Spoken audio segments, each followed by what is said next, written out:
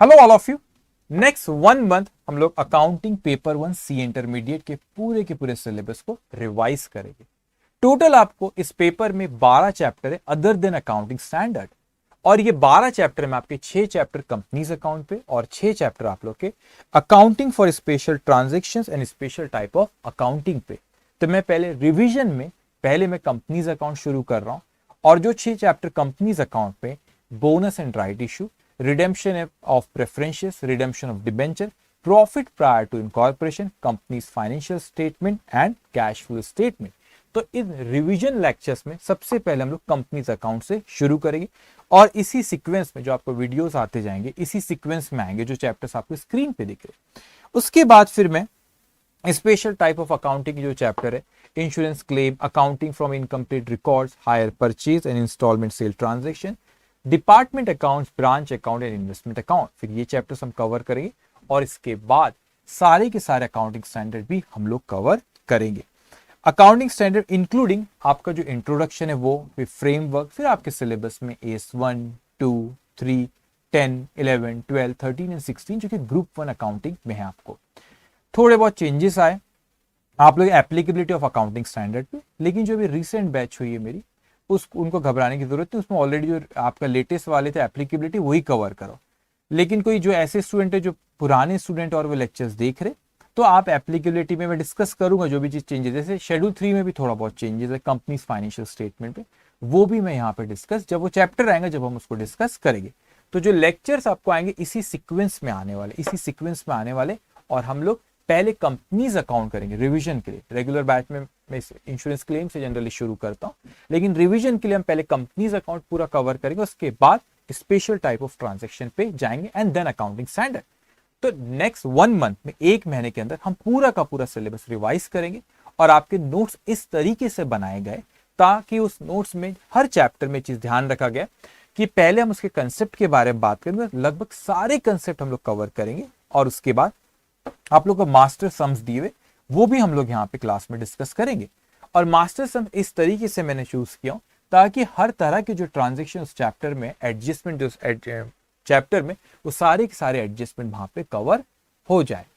और हम लोग इस एग्जामिनेशन पॉइंट ऑफ व्यू से नोट्स तैयार करेंगे कि एग्जाम में किस तरह के क्वेश्चंस आते वैसे कवर करें, किस तरह के एडजस्टमेंट आते वो वाले क्वेश्चन कवर करें, और उसके अलावा अगर कोई ऐसा लगा कि एडजस्टमेंट छूट रहा है वो क्वेश्चंस में, तो वो भी कवर करें, ताकि वो चैप्टर के सारे एडजस्टमेंट हम लोग वहां पे डिस्कस कर ले, और एग्जामिनेशन पॉइंट ऑफ व्यू से कौन से क्वेश्चन इंपॉर्टेंट है और एग्जाम के पहले आप उसको देख के जाएंगे, तो आपको वो पूरा का पूरा चैप्टर में जो एडजस्टमेंट है वो उन क्वेश्चंस में कवर हो जाए। सो सबसे पहले हम लोग शुरू करेंगे कंपनीज अकाउंट से, और कंपनीज अकाउंट में आपका पहला चैप्टर है बोनस एंड राइट इशू। तो वहां से शुरू करते हैं हम लोग, और ये पीडीएफ आपको आप लोग डाउनलोड कर सकते। आप लोग हर चीज को मेरी बहुत ध्यान से सुनते जाएंगे। नेक्स्ट 1 मंथ बहुत इंपॉर्टेंट, सारी चीजें हम लोग यहाँ पे कवर करेंगे, कोई भी चीज छोड़ेंगे नहीं। तो आज हम लोग सबसे पहले शुरू करें कंपनीज अकाउंट का जो पहला चैप्टर हमारा bonus and right issue. So bonus and right issue chapter number 1। सबसे पहले बोनस एंड राइट इशू होता क्या, जैसे कि आपको इस चैप्टर का नाम दिख रहा है, वहां पर आप देख सकते हैं कि यहां पे इस चैप्टर में बोनस और राइट इशू दो चीज के बारे में वो बात कर रहा है। तो इस चैप्टर में दो चीज कवर है, एक तो बोनस और दूसरा राइट इशू।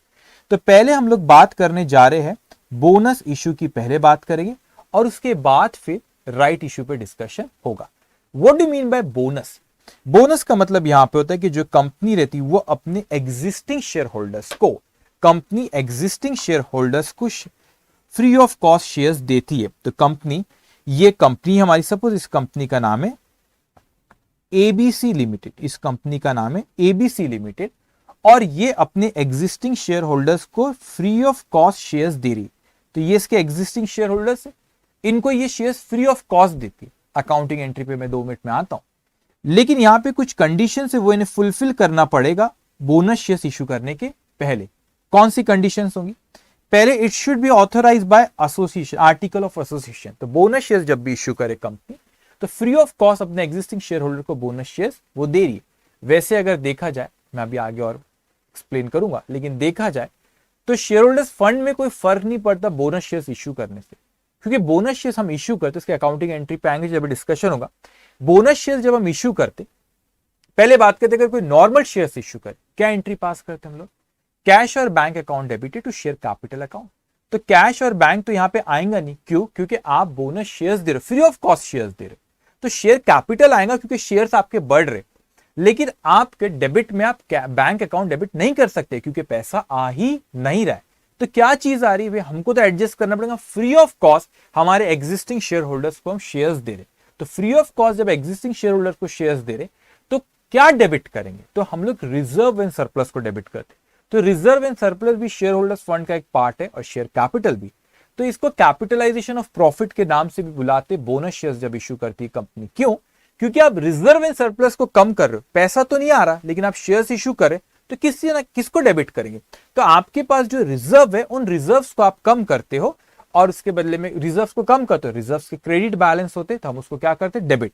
तो रिजर्व को डेबिट करते हो मतलब रिजर्व एंड सरप्लस को कम करते हो और उसके बदले में शेयर कैपिटल को बढ़ाते हो। तो share holders fund, reserve and surplus, share capital दोनों शेयर होल्डर्स फंड में आता है। तो आप रिजर्व एंड सरप्लस को कम कर रहे हो और शेयर कैपिटल को बढ़ा रहे हो। तो कैपिटलाइजेशन ऑफ प्रॉफिट के नाम से भी इसको बुलाते हैं क्योंकि आप प्रॉफिट को कम कर रहे हो और अपना कैपिटल वाला पार्ट बढ़ा रहे हो। लेकिन कुछ कंडीशन से कोई कंपनी बोनस शेयर्स इश्यू करती, first it should be authorise by article of association और ऑथोराइज इन जनरल मीटिंग। ये जनरल मीटिंग में ऑथोराइज होना चाहिए कि बोनस शेयर्स आप इश्यू कर रहे हो। और वो कंपनी ने not defaulted in payment, company ने डिफॉल्ट नहीं करना चाहिए पेमेंट में। किस चीज की पेमेंट में? इंटरेस्ट का अमाउंट हो गया या प्रिंसिपल का अमाउंट हो गया, principle of death, स्टेटरी payment of employees, like employees के प्रोविडेंट फंड है, ग्रेच्युटी है ना, और आपका पेंशन फंड, कोई भी चीज आपके एम्प्लॉइज को इसमें डिफॉल्ट नहीं करनी चाहिए। या कोई डेप्थ है तो उसकी प्रिंसिपल अमाउंट और इंटरेस्ट अमाउंट देने में डिफॉल्ट नहीं करना चाहिए। और पार्टली पेड अप शेयर्स अगर है तो उसको फुल्ली पेड अप करना पड़ता है। पार्टली पेड अप शेयर्स को सेक्शन 63 जो डील करता है बोनस शेयर से, वो कहता है आपको कि आप पार्टली पेड अप शेयर्स उसको बोनस शेयर्स नहीं देते, तो उसको पहले फुल्ली पेड अप करना पड़ेगा, उसके बाद ही आप उसको बोनस शेयर्स दे सकते हैं। हम लोग स्टेप बाय स्टेप चलेंगे, इसकी अकाउंटिंग पे भी अभी डिस्कस हम करेंगे। तो एक होता है कि दो पार्टी जब कंपनी को ये बोनस शेयर्स इशू करे, दो पार्टी, ऑब्वियसली हर ट्रांजैक्शन की तरह यहां पे भी दो पार्टीज इन्वॉल्व है। एक वो कंपनी जो बोनस शेयर्स इशू कर रही है। तो accounting from companies point of view अपने को इस चैप्टर में पढ़ना है, जो कंपनी बोनस शेयर्स इश्यू कर रही है, ना ही तो वो इन्वेस्टर जिसको ये बोनस शेयर्स इश्यू कर रही है। तो जो शेयर होल्डर्स है उनको ये बोनस शेयर, उसके पॉइंट ऑफ व्यू से यहां डिस्कस नहीं करेंगे। क्यों? क्योंकि जो इन्वेस्टर है ये शेयर होल्डर्स है, ये शेयर होल्डर्स है, ये बोनस शेयर्स फ्री में दे रहे, तो ये कंपनी के पॉइंट ऑफ व्यू से हमें इस चैप्टर में पढ़ना है। जो बोनस शेयर्स आप दे रहे हो इन शेयर होल्डर्स को, तो इन्हें भी तो इन्हें बोनस शेयर्स मिले, इनकी बुक्स में कैसी अकाउंट होंगी, वो इन्वेस्टमेंट चैप्टर में कवर होता है कि ये शेयर होल्डर जिनको ये बोनस शेयर्स मिल रहे हैं फ्री ऑफ कॉस्ट, इनकी बुक्स में किस तरीके से अकाउंटिंग होंगी, वो इन्वेस्टमेंट चैप्टर में कवर होता है। लेकिन जो कंपनी इश्यू कर रही बोनस शेयर, उसकी बुक्स में कैसे अकाउंटिंग होगी, वो हम इस चैप्टर में कवर करेंगे। तो हम लोग ये बात करेंगे कि कंपनी अपनी बुक में कैसी अकाउंटिंग करेंगे जो बोनस शेयर्स इश्यू कर रही है। तो दो चीजें मेन है आपका यहां पे कि सेक्शन 63 आपका एक issue off fully paid up bonus shares जिसको डील करती है सेक्शन 63 ऑफ कंपनीज एक्ट। तो इसे कौन डील करता है? कंपनीज एक्ट का सेक्शन 63 इसे डील करता है। और जो एक राइट साइड में जो आपको पार्ट दिख रहा है, इस पे मैं 2 मिनट बाद आता हूं। तो पहले मैं ये डिस्कस करो, मेरी बात को बहुत ध्यान से सुनना, ये वाला पोर्शन, फिर मैं इस पे आता हूं। अकाउंटिंग एंट्रीज अपन दोनों की डिस्कस करेंगे। अब खुद हमको थोड़ा सा कॉमन सेंस लगाना है कि भाई यहाँ पे जब कोई कंपनी बोनस शेयर्स इश्यू कर रही है, तो आप नॉर्मल, अगर मैं कहूँ कि नॉर्मल में कंपनी अगर कोई शेयर्स इश्यू करती है तो मैं क्या एंट्री पास करूंगा? मैं एंट्री पास करूंगा कैश और bank account debit to share capital account.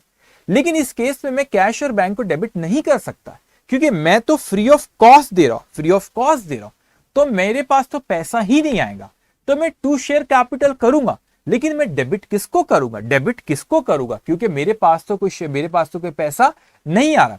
तो आपके पास जो रिजर्व है, उन रिजर्व को यूटिलाइज करते और उससे हम लोग बोनस शेयर्स इश्यू करते हैं। इसका मतलब जो हम एंट्री पास करेंगे, वो एंट्री का नेट इफेक्ट यही होगा कि reserve and surplus account debited to share capital account. लेकिन मैं कौन से रिजर्व एंड सरप्लस, बहुत तरह के रिजर्व एंड सरप्लस होते, कौन से रिजर्व एंड सरप्लस मैं यहां पे यूटिलाइज कर सकता हूं for the purpose of bonus issue. तो यहां पे इसे यूटिलाइजेशन ऑफ रिजर्व हम लोग करेंगे और इसे हम लोग कैपिटलाइजेशन ऑफ प्रॉफिट भी कहते हैं। मैंने अभी आपको थोड़ी देर पहले कहा कि हम क्यों इसे कैपिटलाइजेशन ऑफ प्रॉफिट के नाम से बुलाते, क्योंकि हम रिजर्व एंड सरप्लस यूटिलाइज करें, रिजर्व एंड सरप्लस हमारा यहां पे कम होगा और उसके बदले में शेयर कैपिटल बढ़ेगा। तो कैपिटलाइजेशन ऑफ प्रॉफिट, प्रॉफिट कम होकर कैपिटलाइज हो रहा है, शेयर कैपिटल के फॉर्म में जा रहा है वो, इसीलिए इसको कैपिटलाइजेशन ऑफ प्रॉफिट के नाम से भी बुलाते। अब ये क्वेश्चन अराइज होता है कि कौन से रिजर्व एंड सरप्लस मैं यहां पे यूटिलाइज कर सकता हूं। तो सबसे पहले एक होता है हमारा CRR. What do mean by CRR? CRR means capital redemption reserve account. तो जब भी हम रिडेम्पशन ऑफ प्रेफरेंस शेयर्स या रिडेम्पशन ऑफ डिबेंचर आप करते तो आप लोग redemption of preference share and buyback of equity share, तो redemption of preference share, buyback of equity share, वो चैप्टर्स में आपको पढ़ाऊंगा मैं, कि आप देखोगे कि सीआरआर क्रिएट होता है। और सबसे रिस्ट्रिक्टेड रिजर्व, जो रिजर्व आपके सामने दिख रहे स्क्रीन पे यहाँ पे, सबसे रिस्ट्रिक्टेड रिजर्व उसमें आप लोगों का कैपिटल रिडेम्पशन रिजर्व, और capital redemption reserve companies act का सेक्शन 69 डील करता है इससे। कंपनीज एक्ट का सेक्शन 69 डील करता है और वो कहता है यहाँ पे कि आप कैपिटल रिडेम्पशन रिजर्व जो क्रिएट करते हैं हम रिडेम्पशन ऑफ प्रेफरेंस शेयर और बायबैक ऑफ शेयर्स के वक्त, जो ये सीआरआर अकाउंट क्रिएट करते, ये सीआरआर को हम सिर्फ क्यों क्रिएट करते, मैं आपको वो रिडेम्पशन वाले चैप्टर में पढ़ाऊंगा कि क्यों सीआरआर क्रिएट करते, उसका भी कोई लॉजिक है, तो वहां हम डिस्कस करेंगे। लेकिन जो ये सीआरआर अकाउंट क्रिएट हुआ, ये सिर्फ एक ही जगह पे यूटिलाइज हो सकता है, वो है बोनस शेयर। तो आपको नहीं लगता कि आज कंपनी अगर कोई बोनस शेयर्स इशू कर रहे तो ये सीआरआर तो सिर्फ बोनस शेयर्स के लिए ही यूटिलाइज हो रहा है, तो मौका मिला है उसको यूटिलाइज कर लो। तो जब अगर आपको क्वेश्चन में बहुत से रिजर्व दिया और ये नहीं कहा कि ये पर्टिकुलर रिजर्व को पहले यूज करो, तो उस केस में लॉजिकली कॉमन सेंस ये कहता है कि सबसे पहले हमने सीआरआर अकाउंट को, कैपिटल रिडेम्पशन रिजर्व अकाउंट को यूटिलाइज करना चाहिए, क्योंकि वो बहुत रिस्ट्रिक्टेड रिजर्व है, वो एक ही जगह यूटिलाइज हो सकता है और वो जगह है आप लोगों की बोनस शेयर्स के लिए। तो मौका मिला है उसको यूटिलाइज कर लो। तो कैपिटल रिडेम्पशन रिजर्व अकाउंट एक आप बोनस शेयर्स के लिए यूटिलाइज कर सकते हो। दूसरा सिक्योरिटी प्रीमियम अकाउंट, इस चीज को आप बहुत ध्यान से सुनेंगे। सिक्योरिटी प्रीमियम अकाउंट जो है आपका, वो सिक्योरिटी प्रीमियम अकाउंट को भी बोनस शेयर्स के लिए यूटिलाइज कर सकते हैं। कंपनीज एक्ट में जो सेक्शन नंबर 52 है वो डील करता है सिक्योरिटी प्रीमियम अकाउंट से। तो कंपनीज एक्ट में सेक्शन नंबर 52 है, वो डील करता है आपका सिक्योरिटी प्रीमियम अकाउंट से। लेकिन सेबी कहता है आपसे कि ये जो सिक्योरिटी प्रीमियम अकाउंट है वो जो कलेक्टेड इन कैश हुआ, सेबी कहता है कि ये जो आपका security premium amount should be collected in cash. मतलब सेबी की गाइडलाइंस किसको एप्लीकेबल होती है? लिस्टेड कंपनी को। तो लिस्टेड कंपनी को होता है, मतलब वो कहता है कि जो collection in cash, what do you mean bye collection in cash, मैं आपको भी कुछ एंट्रीज यहाँ पे फॉर्म करता हूं, उससे आपको और क्लियर होगा। तो सिक्योरिटीज प्रीमियम अकाउंट वो जो है that can be utilise. Section 52 के अगर आप लिस्ट देखोगे कि सिक्योरिटी प्रीमियम अकाउंट कहां यूटिलाइज हो सकता है, उसमें से एक बोनस शेयर्स भी है। तो बोनस शेयर्स के लिए भी सिक्योरिटी प्रीमियम अकाउंट हम यूटिलाइज कर सकते, लेकिन सेबी की गाइडलाइंस है वो 5 जगह सिक्योरिटी प्रीमियम अकाउंट यूज होता है, उसमें से एक बोनस शेयर है, सेक्शन 52 जो कहता है।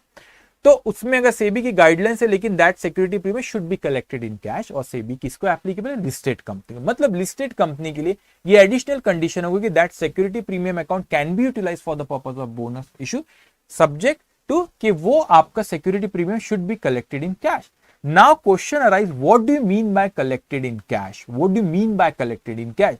कि security premium account should be collected in cash, what do you mean by collected in cash? मैं कुछ एंट्रीज यहां पे फॉर्म करता हूं, आपको यू समझ में आ जाएगा उसका मतलब क्या होता है। फॉर एग्जाम्पल मैं कहता हूं कि मैंने यहां पे अपन 2 एंट्रीज लेते, ठीक है। मैंने यहां पे कहा कि मैंने अगर कोई शेयर्स इशू करा, एग्जाम्पल 10 रुपए का शेयर मार्केट में, मैंने उसको 12 रुपए में इशू करा, क्या एंट्री पास करूंगा? मैं तो कहूंगा पैसा आया बैंक अकाउंट डेबिट, पैसा आया bank account debit 12 rupees to share capital account. Share capital में आपको पता है फेस वैल्यू ही जाती है, और face value share suppose, face value of share suppose यहाँ पे 10 रुपीज है, तो मैंने कहा बैंक अकाउंट डेबिट 12 रुपए, टू शेयर कैपिटल मैंने कहा यहाँ पे 10 रुपए, और to security premium account, premium का अमाउंट सिक्योरिटी प्रीमियम अकाउंट में जाता है, और वो कितना है, 2 रुपए। अब मैंने कहा कि 10 रुपए का शेयर था, 12 में इश्यू किया, 12 रुपए हमको शेयर होल्डर से मिले, 10 रुपए शेयर कैपिटल, 2 रुपए सिक्योरिटी प्रीमियम। अब मैं फर्क समझना, ये जो एंट्री पास कर, अब जो करने जा रहा हूं, मैंने कहा कि मैंने फर्नीचर लिया सपोज 12, एग्जाम्पल है, अमाउंट पे मत जाना कि 12 रुपए का कौन सा फर्नीचर है, एग्जाम्पल फर्नीचर अकाउंट डेबिट 12, उसके बदले में मैंने यहां पे शेयर्स दिया जिसकी फेस वैल्यू है यहां पे 10 रुपए और सिक्योरिटी प्रीमियम अकाउंट आपका 2 रुपए, प्रीमियम 2 रुपए। अब आप खुद बताइए कि यहां पर मैंने जब शेयर्स इशू किया 10 रुपए का 12 में किया, लेकिन इसके बदले में मुझे यहां पे पैसा नहीं आया, पहले वाले केस में पैसा आया, दूसरे वाले केस में मुझे फर्नीचर आया। तो ये जो सिक्योरिटी प्रीमियम है ये कलेक्टेड इन कैश नहीं है, ये कलेक्टेड इन कैश नहीं है। क्यों? क्योंकि सिक्योरिटी प्रीमियम के बदले में आपको फर्नीचर आया था, कैश नहीं आई थी। तो ये सिक्योरिटी प्रीमियम जो है आप बोनस शेयर्स के लिए यूटिलाइज नहीं कर सकते इन केस ऑफ लिस्टेड कंपनी। मगर यहां पे ये सिक्योरिटी, ये भी सिक्योरिटी प्रीमियम अकाउंट में क्रेडिट हुआ, यहां ये सिक्योरिटी प्रीमियम, यहां पे सिक्योरिटी प्रीमियम अकाउंट 2 से क्रेडिट हुआ, और यहां पर भी सिक्योरिटी प्रीमियम अकाउंट आपको 2 से क्रेडिट हुआ है। मतलब दोनों ही एंट्री में सिक्योरिटी प्रीमियम अकाउंट 2 से क्रेडिट हुआ, लेकिन डिफरेंस क्या आप लोगों की, पहली एंट्री में आपको पैसा आया सिक्योरिटी प्रीमियम के बदले में, और दूसरी एंट्री में आपको एक फर्नीचर आया।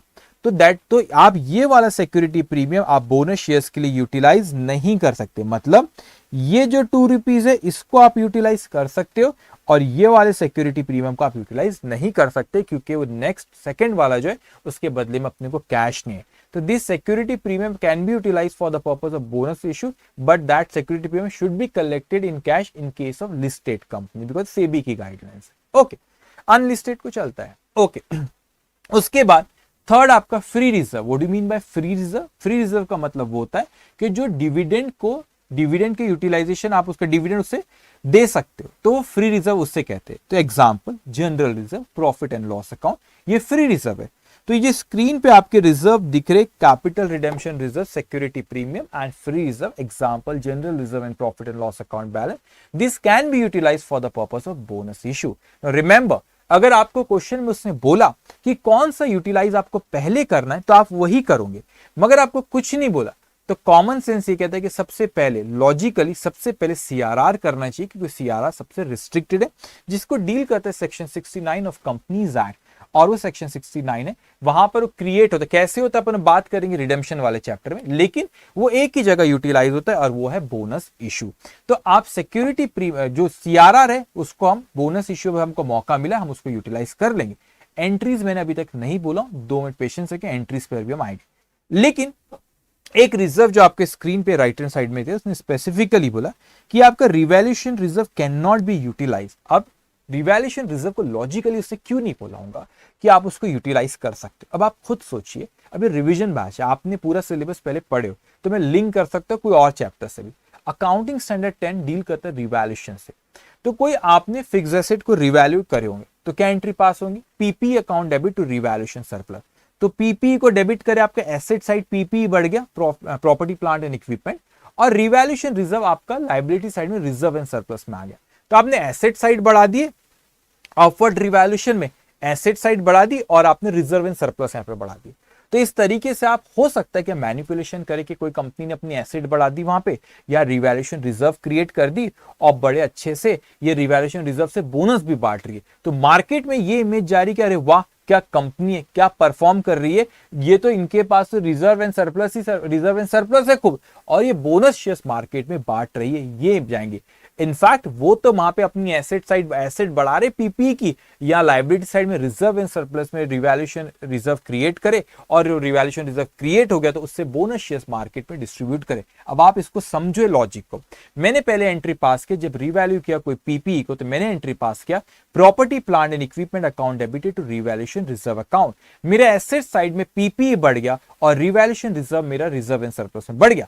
अब ये रिवैल्यूएशन रिजर्व को अगर परमिशन रहती कि मैं बोनस शेयर्स इश्यू करूं तो मैं एंट्री पास करता revaluation reserve account debited to share capital. तो यहां पे रिवैल्यूएशन रिजर्व को कैंसिल किया और ऊपर में शेयर कैपिटल बढ़ा दिया। तो ये तो बड़ा अच्छा चल रहा है भाई, यहाँ एसेट भी बढ़ा रहे हो, शेयर कैपिटल भी बढ़ा रहे हो, मार्केट में इमेज जारी के बोनस शेयर्स बांट रहे, तो वैसा अलाउ नहीं है। So we can not utilise revaluation reserve for the purpose of bonus issue, ये चीज आप ख्याल रखेंगे। तो मैंने ये वाला पार्ट अभी बात की आपसे, ये सेक्शन 63 कंपनीज एक्ट का इससे डील करता है। ये वाला जो पार्ट है आपका टेबल एफ है, मैं उस पर आता हूं थोड़ी देर में, पहले हम ये डिस्कस करें। तो इसकी अकाउंटिंग एंट्री किस तरीके से करी जाती है। अकाउंटिंग एंट्री तो सिंपल सी बात है कि रिजर्व्स को आप कम कर रहे हो, तो जब आप एंट्री पास करोगे तो आप क्या करेंगे, यहाँ पे कैपिटल रिडेम्पशन, रिजर्व्स के क्रेडिट बैलेंस होते हैं, तो जब आप उसको यूटिलाइज करें तो रिजर्व्स को क्या करना पड़ेगा हमको, कम। तो capital redemption, reserve account debit, security premium account debit, general reserve account debit, profit and loss account debit. मैं फिर से कह रहा हूं, अगर क्वेश्चन साइलेंट रहा तो समझदारी इसमें सबसे पहले आप कैपिटल रिडेम्पशन रिजर्व को यूटिलाइज करना, फिर सिक्योरिटी प्रीमियम करना। क्यों सिक्योरिटी प्रीमियम, क्योंकि सिक्योरिटी प्रीमियम भी 5 जगह यूटिलाइज होता है सेक्शन 52 के हिसाब से, तब उसमें से एक बोनस शेयर आज मौका मिला उसको कर लो। तो सबसे पहले आप कैपिटल रिडेम्पशन रिजर्व को यूटिलाइज करो, उसके बाद हम यूटिलाइज करेंगे आपका सिक्योरिटी प्रीमियम, और उसके बाद फिर फ्री रिजर्व को यूटिलाइज करना चाहिए। तो मैंने एंट्री पास किया reserves account debit to bonus to share, तो आपने बोनस टू शेयर होल्डर को क्रेडिट करके लायबिलिटी क्रिएट करे कि हमें शेयर होल्डर को कुछ देना है, इंक्रीज इन लायबिलिटी क्रेडिट। अब फिर हम उनको शेयर्स देंगे, तो हम वो लायबिलिटी को कैंसिल करें तो decrease in liability debit, so entry will be bonus to share holder account debit to share capital. तो ये अगर देखा जाए तो मैंने बोनस टू शेयर होल्डर को यहाँ क्रेडिट किया और बोनस टू शेयर होल्डर को फिर यहाँ पे डेबिट किया। तो यहाँ पे जब ये एंट्री पास हुई तो नेट इफेक्ट तो ये हुआ, reserve account debited to share capital account. ये एंट्रीज हम बोनस शेयर्स की पास करते हैं। लेकिन इसके अलावा जो एंट्रीज वहां पे आ सकती, जब हम अभी क्वेश्चन हम देखेंगे, तो जो एंट्रीज यहाँ पर आ सकती है बोनस शेयर्स की, वो हो सकता है कि पार्टली पेड अप शेयर्स के लिए हम बोनस शेयर्स इश्यू नहीं कर सकते, तो सेक्शन 63 के हिसाब से। तो अगर हमको पार्टली पेड अप शेयर्स दिखते तो क्वेश्चन में जरूर कहेगा कि उसको पहले फुल्ली पेड अप करो, पहले क्या करो, उसको फुल्ली पेड अप करो, फुल्ली पेड अप करे बाद ही हम उसको शेयर्स बोनस शेयर्स दे सकते। तो इसके दो एंट्री के अलावा कोई क्वेश्चन में हम दे सकते हैं कि पार्टली पेड अप है तो उसका फाइनल कॉल की ड्यू की एंट्री पास होगी और फाइनल कॉल का अमाउंट आएगा, फिर वो फुल्ली पेड अप शेयर्स होते हैं और फुल्ली पेड अप हुए बाद फिर हम उनको बोनस शेयर्स इश्यू करते हैं। तो ये रहा डिस्कशन हमारा बोनस शेयर्स का रिलेटेड टू सेक्शन 63। लेकिन एक और तरीका है यहां पे ओके हाँ, अब मैं यहां पे आता हूं जो कि आपको ये वाला जो पार्ट है आपका टेबल एफ क्या कहता है, कंपनीज एक्ट का टेबल एफ वो कहता है कि conversion of partly paid up shares into fully paid up shares. अब ये क्या चीज है, ऐसा हो सकता है कि कोई शेयर्स आप यहां पे कोई फुल्ली पेड शेयर्स इश्यू नहीं करे, तो ये किस तरह का बोनस हुआ, सेकंड केस जो मैं कह रहा हूं, ये किस तरह का शेयर, ये किस तरह का बोनस हुआ कि इसमें मैं एक्चुअल में फुल्ली पेड अप कोई शेयर्स नहीं दे रहा हूं, लेकिन कोई शेयर होल्डर है जो हमारे कंपनी के जो शेयर्स हमने मार्केट में इश्यू कर रखे वो पार्टली पेड अप है। सपोज 10 रुपए का शेयर है और 8 रुपए पेड अप है, तो आप कहोगे सर 10 में से 8 ही तो पेड अप है। अगर आपको सेक्शन 63 में पूरे शेयर्स ही इश्यू करना है, सेक्शन 63 के हिसाब से वो 8 को 10 रुपए पहले फुल्ली पेड अप करेंगे, और फुल्ली पेड अप मतलब वो 2 रुपए उनसे बुलाएंगे, उसको फुल्ली पेड अप करेंगे और उसके बाद फिर हम उनको बोनस शेयर्स देंगे। लेकिन यहां पे ऐसा नहीं हो रहा है, यहां पे हम क्या करें, 10 में से, अभी एंट्रीज पे मैं आता हूं, 10 में से 8 रुपए अगर पेड अप है तो जो 2 रुपए वो हम क्या करते हैं, उनसे नहीं बुलाते, और जो नहीं बुलाते उसको रिजर्व्स के अगेंस्ट में हम एडजस्ट कर लेते हैं, रिजर्व्स के अगेंस्ट में हम क्या करते हैं, एडजस्ट कर लेते। उसकी एंट्रीज में सिखाता हूं आपको। तो एंट्रीज हमने कहा कि सर 10 में से 8 पेड अप है तो 2 रुपए नहीं बुला रहे, वो 2 रुपए उसको फुल्ली पेड अप हम 10 रुपए का कर ले, लेकिन वो जो 2 रुपए वो मैं किस में एडजस्ट कर लेंगे, वो 2 रुपए हम रिजर्व में एडजस्ट कर लेंगे। लेकिन मैंने सेक्शन 63 में अभी देखा I can utilise CRR, I can utilise security premium and free reserve. लेकिन जब टेबल एफ में आप कोई पार्टली पेड अप शेयर्स को फुल्ली पेड अप करो और फुल्ली पेड अप जब कर रहे तो वो जो अनपेड अप अमाउंट है वो उनसे बुला नहीं रहे, वो हम रिजर्व में मतलब reserve account debit to share capital 2 रुपए करेंगे, तो रिजर्व 2 रुपए से कम हो जाएगा और शेयर कैपिटल 2 रुपए से मेरा बढ़ जाएगा। तो क्या चीज है यहाँ पे, रिजर्व मेरा 2 रुपए से कम हुआ और क्या मेरा कैपिटल 2 रुपए से बढ़ गया, तो वो कैपिटल जो फुल्ली पेड अप हो गया, जो पहले 8 का तो 10 रुपए का हो गया। लेकिन आप कौन से रिजर्व्स को इस केस में जो पार्टली पेड अप शेयर्स को आप फुल्ली पेड अप कर रहे हो और जो फुल्ली पेड अप करते वक्त जो अमाउंट अनपेड अप अमाउंट था वो अमाउंट हम उनसे नहीं बुला रहे, उसको हम एडजस्ट करें रिजर्व्स के अगेंस्ट में। लेकिन क्या हम सेक्शन 63 की तरह यहां पर भी हम वही रिजर्व्स को यूटिलाइज कर सकते? The answer is no. यहां पे ओनली फ्री रिजर्व यहां पे हम लोग सिर्फ फ्री रिजर्व्स यूटिलाइज कर सकते हैं, free reserve and profit can be utilise. वही मतलब सीआरआर और सिक्योरिटी प्रीमियम इस केस में यूटिलाइज नहीं हो सकता। सिर्फ फ्री रिजर्व मतलब जनरल रिजर्व पीएनएल अकाउंट का बैलेंस यहाँ पे यूटिलाइज हो सकता है, मगर आपका सीआरआर और सिक्योरिटी प्रीमियम का बैलेंस यहाँ पे यूटिलाइज नहीं हो सकता। वो जब आप पूरे fully paid up bonus shares आप दे रहे हो जब भी वहां पे इशू होता है। अब ये जब आप कोई पार्टली पेड अप का फुल्ली पेड अप में कन्वर्ट कर रहे हो तो इनकी जनरल एंट्रीज क्या होंगी। सबसे पहली बात, जब पार्टली पेड अप का फुल्ली पेड अप कन्वर्ट करते हो तो आप क्या एंट्री पास करोगे। तो अब आप पहले ये देखो, मैंने कहा कि मैं रिजर्व्स को डेबिट करूंगा, मगर यहां पे मैंने जनरल रिजर्व और प्रॉफिट एंड लॉस अकाउंट को ही डेबिट किया। मैंने यहां पे कैपिटल रिडेम्पशन रिजर्व या सिक्योरिटी प्रीमियम को डेबिट नहीं किया, क्योंकि वो हम यूटिलाइज नहीं कर सकते। सिर्फ फ्री रिजर्व को यूटिलाइज कर सकते जब पार्टली पेड अप का फुल्ली पेड अप में कर रहे हो। ओके, तो मैंने वहां पे general reserve profit and loss account को डेबिट किया। टू, अपने को किसको देना, बोनस टू शेयर होल्डर। अब यहां पे देखो हाईलाइट करके रखा है, only free reserve and profit can be utilise. आप फ्री रिजर्व ही यूटिलाइज कर पा रहे हो। फ्री रिजर्व जनरल रिजर्व बोले या प्रॉफिट एंड लॉस अकाउंट का बैलेंस, वो ही यूटिलाइज कर सकते हो, आप सीआरआर और सिक्योरिटी प्रीमियम यूटिलाइज नहीं कर सकते। अब मैं ये एंट्री पे वापस आऊंगा, मतलब बोनस टू शेयर होल्डर वाले पॉइंट पे वापस आऊंगा, लेकिन आपने बोनस टू शेयर होल्डर हमें उसे कुछ देना है शेयर होल्डर्स को, तो हमारे लिए लायबिलिटी, तो increase in liability credit. Now come to share final call account. अब शेयर फाइनल कॉल की क्या एंट्री पास करते हैं, जब ड्यू की एंट्री पास होता है तो share final call account debited to share capital account. तो आप देखेंगे नेक्स्ट एंट्री, सेकंड एंट्री जो यहाँ पे, तो मैंने यहाँ पे एंट्री पास की है share final call account debited to share capital account. ये किसकी एंट्री पास किया, मैंने ये बोनस शेयर फाइनल कॉल की ड्यू की एंट्री पास किया। अगर ये पैसा आ जाता ये फाइनल कॉल का, तो मैं यहां पे एंट्री पास करता था bank account debited to share final call account. लेकिन मैं बैंक अकाउंट डेबिट नहीं कर सकता। क्यों बैंक अकाउंट डेबिट नहीं कर सकता, क्यों, क्योंकि मैं यहां पे पार्टली पेड अप को फुल्ली पेड अप करो, पैसा नहीं बुला रहा। तो आपने जो बोनस टू शेयर होल्डर यहां पे लिए थे वो लायबिलिटी को आपने कैंसिल यहां पे करे, डिक्रीज इन लायबिलिटी, क्योंकि अब आप उनसे वो पैसा नहीं बुला रहे, तो वो आपने क्या कर इन द फॉर्म ऑफ बोनस हो गया। तो आप यहां पे देखोगे मैंने यहां पे बोनस टू शेयर होल्डर को क्या किया, डेबिट किया। तो मैंने यहां पे बोनस टू शेयर होल्डर को पहले यहां पे क्रेडिट किया और यहां पे डेबिट करके कैंसिल कर दिया। उसी तरह इसको जो मैंने हाईलाइट कर शेयर फाइनल कॉल को डेबिट करके क्रेडिट करके कैंसिल हो गया। तो नेट इफेक्ट क्या हुआ, reserves account debit to share capital account, ये नेट एंट्री पास हुई। लेकिन ये पार्टली पेड अप शेयर्स को फुल्ली पेड अप करने के लिए एंट्री हमने पास की।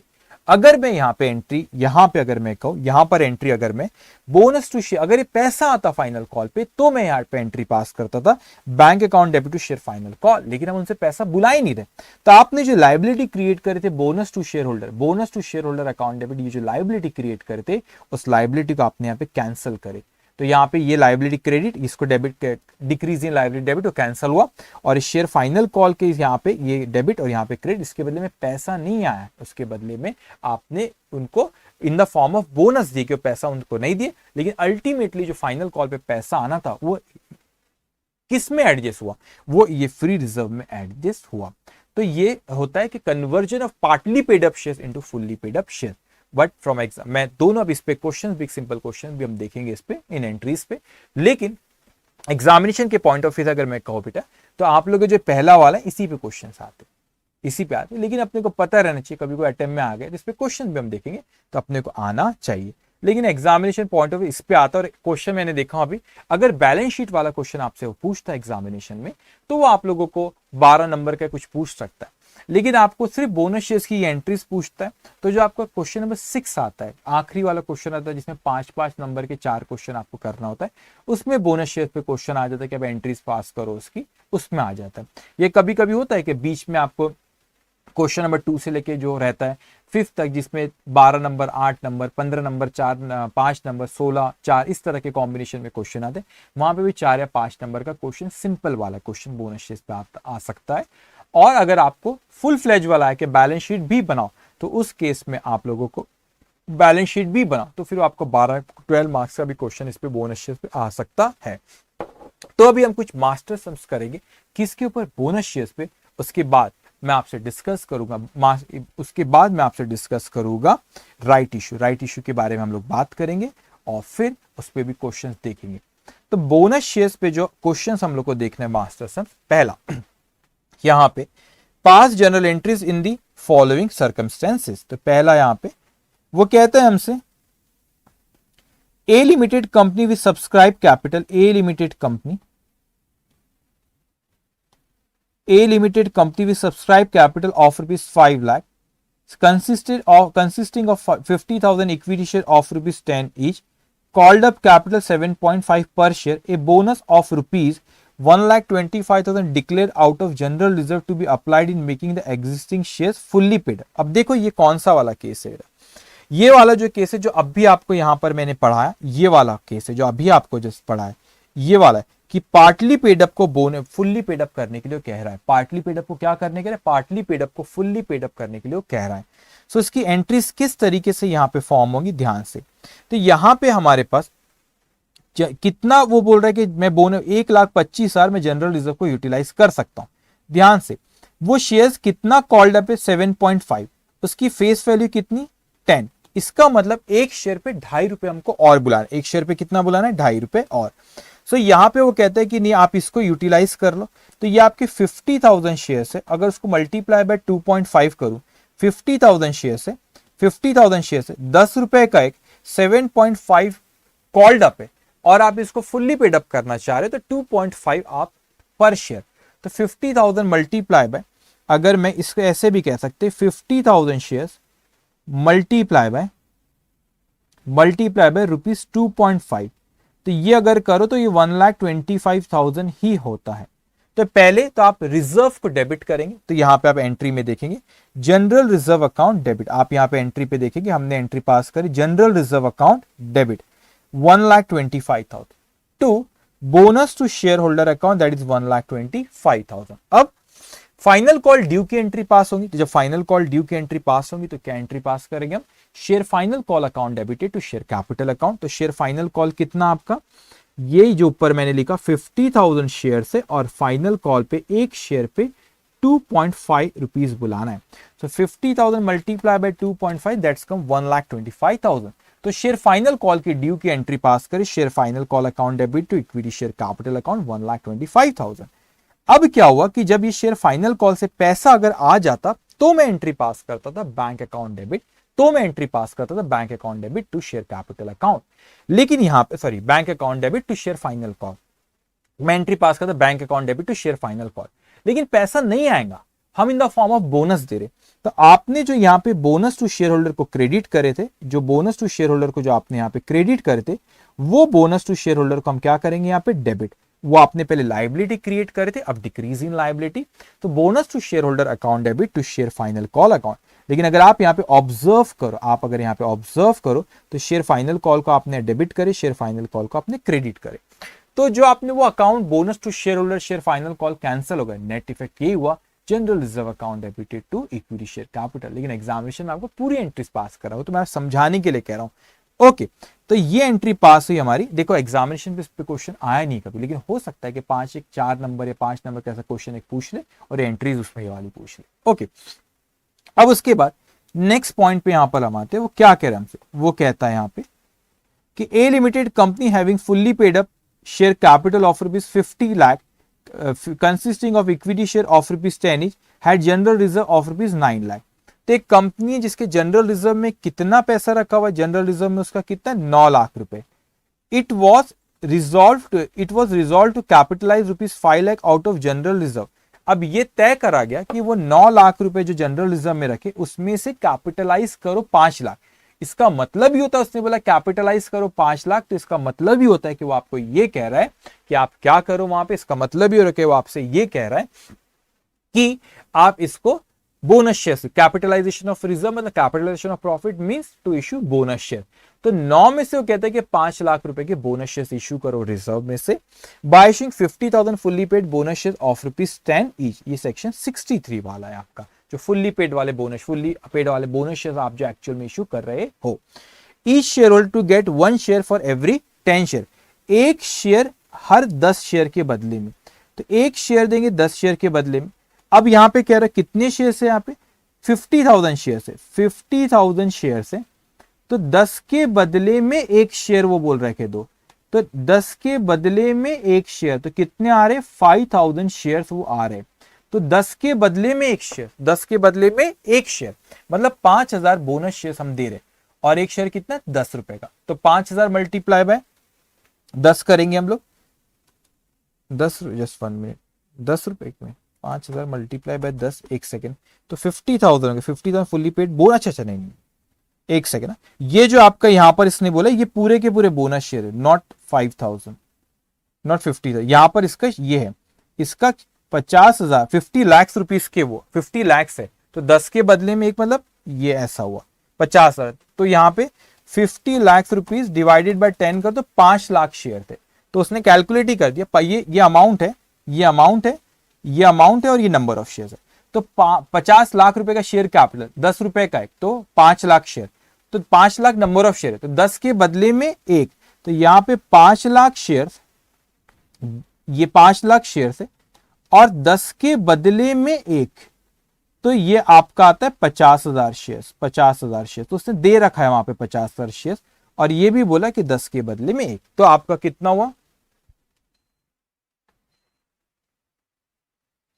ओके, 10 के बदले में एक बेटा, तो यहां पे 5 लाख शेयर थे, 10 के बदले में एक, तो कितना 50,000 शेयर, और एक शेयर कितना 10 रुपए का, तो मल्टीप्लाई बाय अगर 10 में करूं तो 5 लाख रुपए मेरे को लगेंगे रिजर्व एंड सरप्लस से। तो यहाँ पे उसने बोला कि जनरल रिजर्व आपको अमाउंट दिया है कि वो 5 लाख ही बोला, उसने यूटिलाइज कर सकते। तो मैं जब एंट्री यहाँ पे पास करूंगा तो क्या एंट्री पास होगी हमारी? General reserve account debit to bonus to share holder ₹5 lakh, आप देख सकते। तो general reserve account debit to bonus to share holder, अब वो लाइबिलिटी डिस्चार्ज करेंगे, आपने बोनस टू शेयर होल्डर को यहाँ पे क्रेडिट करके लाइबिलिटी क्रिएट करे। अब ये लाइबिलिटी को हम लोग क्या करेंगे? यहाँ पे डिस्चार्ज करेंगे। सो एंट्री पास होंगी हमारी bonus to share holders account debit to share capital account. So bonus to share holder account debit to share capital account, तो ये हमारी एंट्री पास हुई बोनस शेयर इश्यू करने की। तो ये हमने सिंपल एंट्रीज देखे कि जब सेक्शन 63 के हिसाब से क्या एंट्री पास होती है और टेबल एफ के हिसाब से क्या एंट्री पास होती है, वो हमने यहाँ पे देखे। अब हम थोड़े से एडवांस क्वेश्चंस पे जाते हैं। एडवांस ही सिंपल क्वेश्चन है, फिर एक फुल फ्लेज वाला भी क्वेश्चन देखेंगे, बैलेंस शीट वाला, जो क्वेश्चन में हो सकता है जो पार्टली पेड अप शेयर से बोला कि पहले शेयर्स इश्यू करने के पहले उसको फुल्ली पेड अप करना पड़ेगा, और उसके बाद क्वेश्चन में ये भी हो सकता है कि उसने बोनस शेयर्स के एंट्रीज तो पूछा, लेकिन ये भी कहा कि उसके बाद उसकी बैलेंस शीट भी बनाओ। ओके, तो now come to question number 2। वो हमसे यहाँ पे कहता है mobile limited has authorised share capital of 1 lakh equity share at the rate of ₹10 each. कितने उनके हैं शेयर कैपिटल या authorise capital? Share capital 1 lakh share और 10 रुपए का एक। The company has already issued 60% of its share capital for cash. अब थोड़ा सा कॉमन सेंस लगाना कि 1 लाख रुपए के, 1 लाख रुपए के मेरा यहाँ पे शेयर कैपिटल, 1 लाख रुपए नहीं, 1 लाख शेयर है जो कि ऑथोराइज कैपिटल, ऑथोराइज कैपिटल जिसमें 60% ऑलरेडी इश्यूड हो चुका है। तो 1 लाख का 60% तो 60,000, तो 60,000 तो ऑलरेडी इश्यूड हो चुका है। तो now the company wishes to issue bonus shares in the ratio 1:5 to its existing shareholder. The following is the status of reserve and surplus of the company.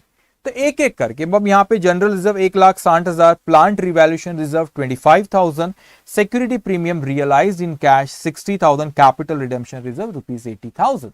अब यहाँ पे उसने हमको रिजर्व्स के बारे में भी दिया और 4 पॉइंट उसने पूछा ABCD। अब सबसे पहला वाला पॉइंट आप समझना, वो कहते हैं कि what is the number of bonus shares to be issued. तो मेरे पास ऑथोराइज कैपिटल होगा 1 लाख शेयर्स का, ऑथोराइज कैपिटल होगा 1 लाख शेयर्स का, लेकिन इसमें से ऑलरेडी 60% इशू हो चुके। तो 60% इशू हो चुके, तो आपका बचता कितना है बेटा? वहां पे आपका 60% ऑलरेडी कैश के लिए इशू हो चुके, तो यहाँ पे बचता भला ही 40% है। लेकिन जब आप बोनस शेयर्स दोगे तो पूरे 1 लाख शेयर्स मार्केट में इशू नहीं हुए, आपने 60,000 ही 60,000 शेयर्स ही मार्केट में इशू हुए। तो 60% शेयर्स ही मार्केट में इशू हुए, मतलब जो एग्जिस्टिंग शेयर होल्डर है वो मेरे 60,000 शेयर्स ही हुए। एग्जिस्टिंग शेयर होल्डर मेरे 60,000 शेयर्स ही एग्जिस्टिंग शेयर थे। अब वो कहता है कि मेरे को ये 1:5 मतलब 5 के बदले में एक, ऐसा नहीं कि 1 शेयर के बदले में 5 बोनस शेयर देने, 5 शेयर के बदले में एक हम लोग बोनस शेयर दे रहे हैं। तो यहां पे मेरे पास 60,000 शेयर्स ही मैंने मार्केट में इश्यू करा। तो 60,000 शेयर्स जब मैंने मार्केट में इश्यू करा 5 के बदले में एक, तो मैं कितने शेयर्स इश्यू कर रहा हूं? 12,000 शेयर्स में बोनस शेयर्स इश्यू कर रहा हूं। तो आप यहां पे आंसर देखेंगे, फर्स्ट का जो दिया है existing paid up capital 60,000 shares और ये 5 के बदले में दैट इज 12,000 शेयर्स हम इश्यू कर रहे हैं। एक शेयर कितने का? 12 रुपए का।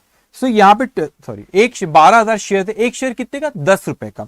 सो 12,000 शेयर, 12,000 शेयर, 10 रुपए का एक शेयर। तो ये अमाउंट हो गया 12,000 मल्टीप्लाई बाय 10, तो दैट्स कम रुपीज 1,20,000। वो आपका क्या हो गया, बोनस शेयर्स के लिए उतने आपको रिजर्व एंड सरप्लस की जरूरत है। नेक्स्ट क्वेश्चन पूछता है, can company issue bonus share out of general reserve only. तो कहते हैं कि क्या सिर्फ जनरल रिजर्व से ही आप बोनस शेयर इश्यू कर सकते हैं? The answer is no. Bonus shares in fact ये ज्यादा अप्रोप्रिएट है कि first utilise you have capital redemption reserve. ये मेरे को 1,20,000 की रिजर्व की जरूरत है, और मैं अगर यहां पे देखूं कैपिटल रिडेम्पशन रिजर्व मेरा 80,000 रुपए और security premium realise in cash 60, so 80,000 plus 60,000 that's come 1,40,000। 1,40,000 होता है दोनों की मैं टोटल करूं, और मुझे तो 1,20,000 की जरूरत है। तो ये ज्यादा अच्छा है कि first utilise the capital redemption reserve then security premium, उसी में आपका सफिशिएंट है। 1,40,000 का कैपिटल रिडेम्पशन रिजर्व और सिक्योरिटी प्रीमियम मिला के हो रहा है, और मुझे 1,20,000 की जरूरत है बोनस के लिए, तो सिर्फ 1,20,000 तो इसी से यूटिलाइज करो। और वो कहता है कि नहीं नहीं, सिर्फ अगर जनरल रिजर्व ही यूटिलाइज करते, कि नहीं ऐसा नहीं है, आप capital redemption reserve, security premium realise in cash आप उसको यूटिलाइज कर सकते हो। इनफैक्ट वो पहले करना चाहिए, तो इसका आंसर गलत है वो जो बोल रहा है कि सिर्फ जनरल रिजर्व करो। तो यहां पे आप आंसर देखेंगे, it is usual practice to utilise specific reserve available for specific purpose. Therefore, if CRR and security premium are available, then company should utilize these reserve in priority over other free reserve. It is clear that company should not use general reserve in the given example, as capital redemption reserve and security premium are sufficiently available. What do you mean by sufficiently available here? कि यहां पे मेरे पास capital redemption reserve और security premium मिला के होता है 1,40,000, 80 plus 60 1,40,000, और मुझे बोनस शेयर्स के लिए कितना यूटिलाइज करना है? मुझे बोनस शेयर्स के लिए यूटिलाइज करना है 1,20,000, तो सफिशिएंटली अवेलेबल। तो first utilise the specific reserve, ये अगर कम जाते तो फिर हम फ्री रिजर्व पे आते, तो इसलिए वो गलत बात है जो कह रहा है। उसके बाद हमसे पूछता है, give journal entries and also give the extract of the balance sheet after such bonus issue. अब जर्नल एंट्रीज पूछा, तो यहां पे journal reserves account debit to bonus to share holder, then bonus to share holder account debited to bonus to share holder account debited to equity share capital. अब ध्यान से, लेकिन जब आप रिजर्व आप यूटिलाइज करोगे तो रिजर्व यहां पे क्या करोगे? कैपिटल रिडेम्पशन रिजर्व 80,000 है, तो कैपिटल रिडेम्पशन रिजर्व में 80,000 यूटिलाइज करूंगा यहां पे। तो क्या reserve decrease in reserve, reserve and surplus के क्रेडिट बैलेंस होते, और जब हम उसको यूटिलाइज करते हैं decrease in reserve and surplus credit balance, जिसके क्रेडिट बैलेंस वो डिक्रीज होती, तो हमें क्या करना होता है? Debit. That's why capital redemption reserve account debit 80,000, security premium account 40। Why 40? क्योंकि हमें बोनस शेयर्स के लिए 1,20,000 की जरूरत थी, और 1,20,000 में से सीआरआर ने अगर 80,000 कवर कर लिया तो सिक्योरिटी प्रीमियम रिमेनिंग 40। तो ये बैलेंसिंग फिगर है, हमको 1,20,000 की जरूरत है, तो 40 हमने सिक्योरिटी प्रीमियम से करे to bonus to share holder account.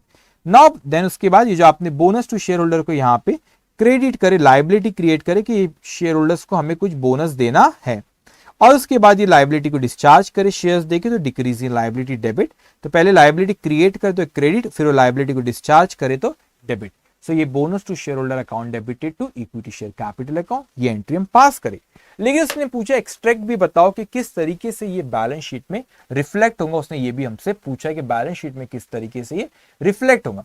अब आप सोचिए कि मेरा शेयर कैपिटल, मैंने तो ऑलरेडी अभी सिर्फ कितने शेयर्स इश्यू कर रखा था मार्केट में? 60,000, और अभी 12,000 और बोनस शेयर्स दिया, तो total 70 authorise capital 1 lakh shares होगा। लेकिन 60,000 उसमें से पहले इश्यू कर रखा था, और अभी 12,000 रुपए के बोनस शेयर्स मैंने इश्यू करा, तो टोटल 72,000 के शेयर्स मैंने अभी इश्यू करा।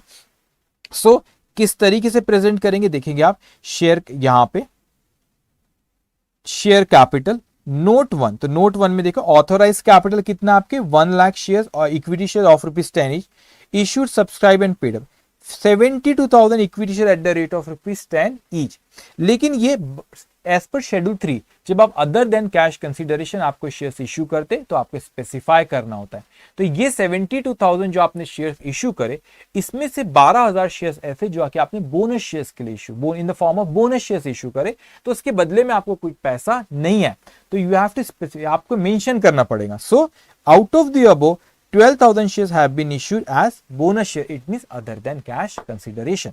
तो ये तो ऑथोराइज कैपिटल, ये टोटल में काउंट नहीं होता, और ये आपका 7,20,000 is your शेयर कैपिटल तो आप यहां पे देख सकते 7,20,000। अब रिजर्व एंड सरप्लस में प्लांट रिवैल्यूएशन रिजर्व में कोई चेंज नहीं, एज इट इज 25,000 ही रहेगा। सिक्योरिटी प्रीमियम हमारा था 60,000 का, लेकिन 60,000 में से हमने 40,000 को यूटिलाइज कर लिए, तो कितना बचा 20,000 ही बचा। और हमारा जो कैपिटल रिडेम्पशन रिजर्व था पूरा का पूरा 80,000 का यूटिलाइज कर लिए, तो उसका बैलेंस कुछ भी नहीं। और वहां पे general reserve as it is, जो आपका जनरल रिजर्व 1,60,000 दिया वो एज इट इज है। तो टोटल यहां पर आप करते हैं इसकी, तो रिजर्व एंड सरप्लस की आता है 2,05,000। ये यहां पे इस तरीके से लिख देंगे आप।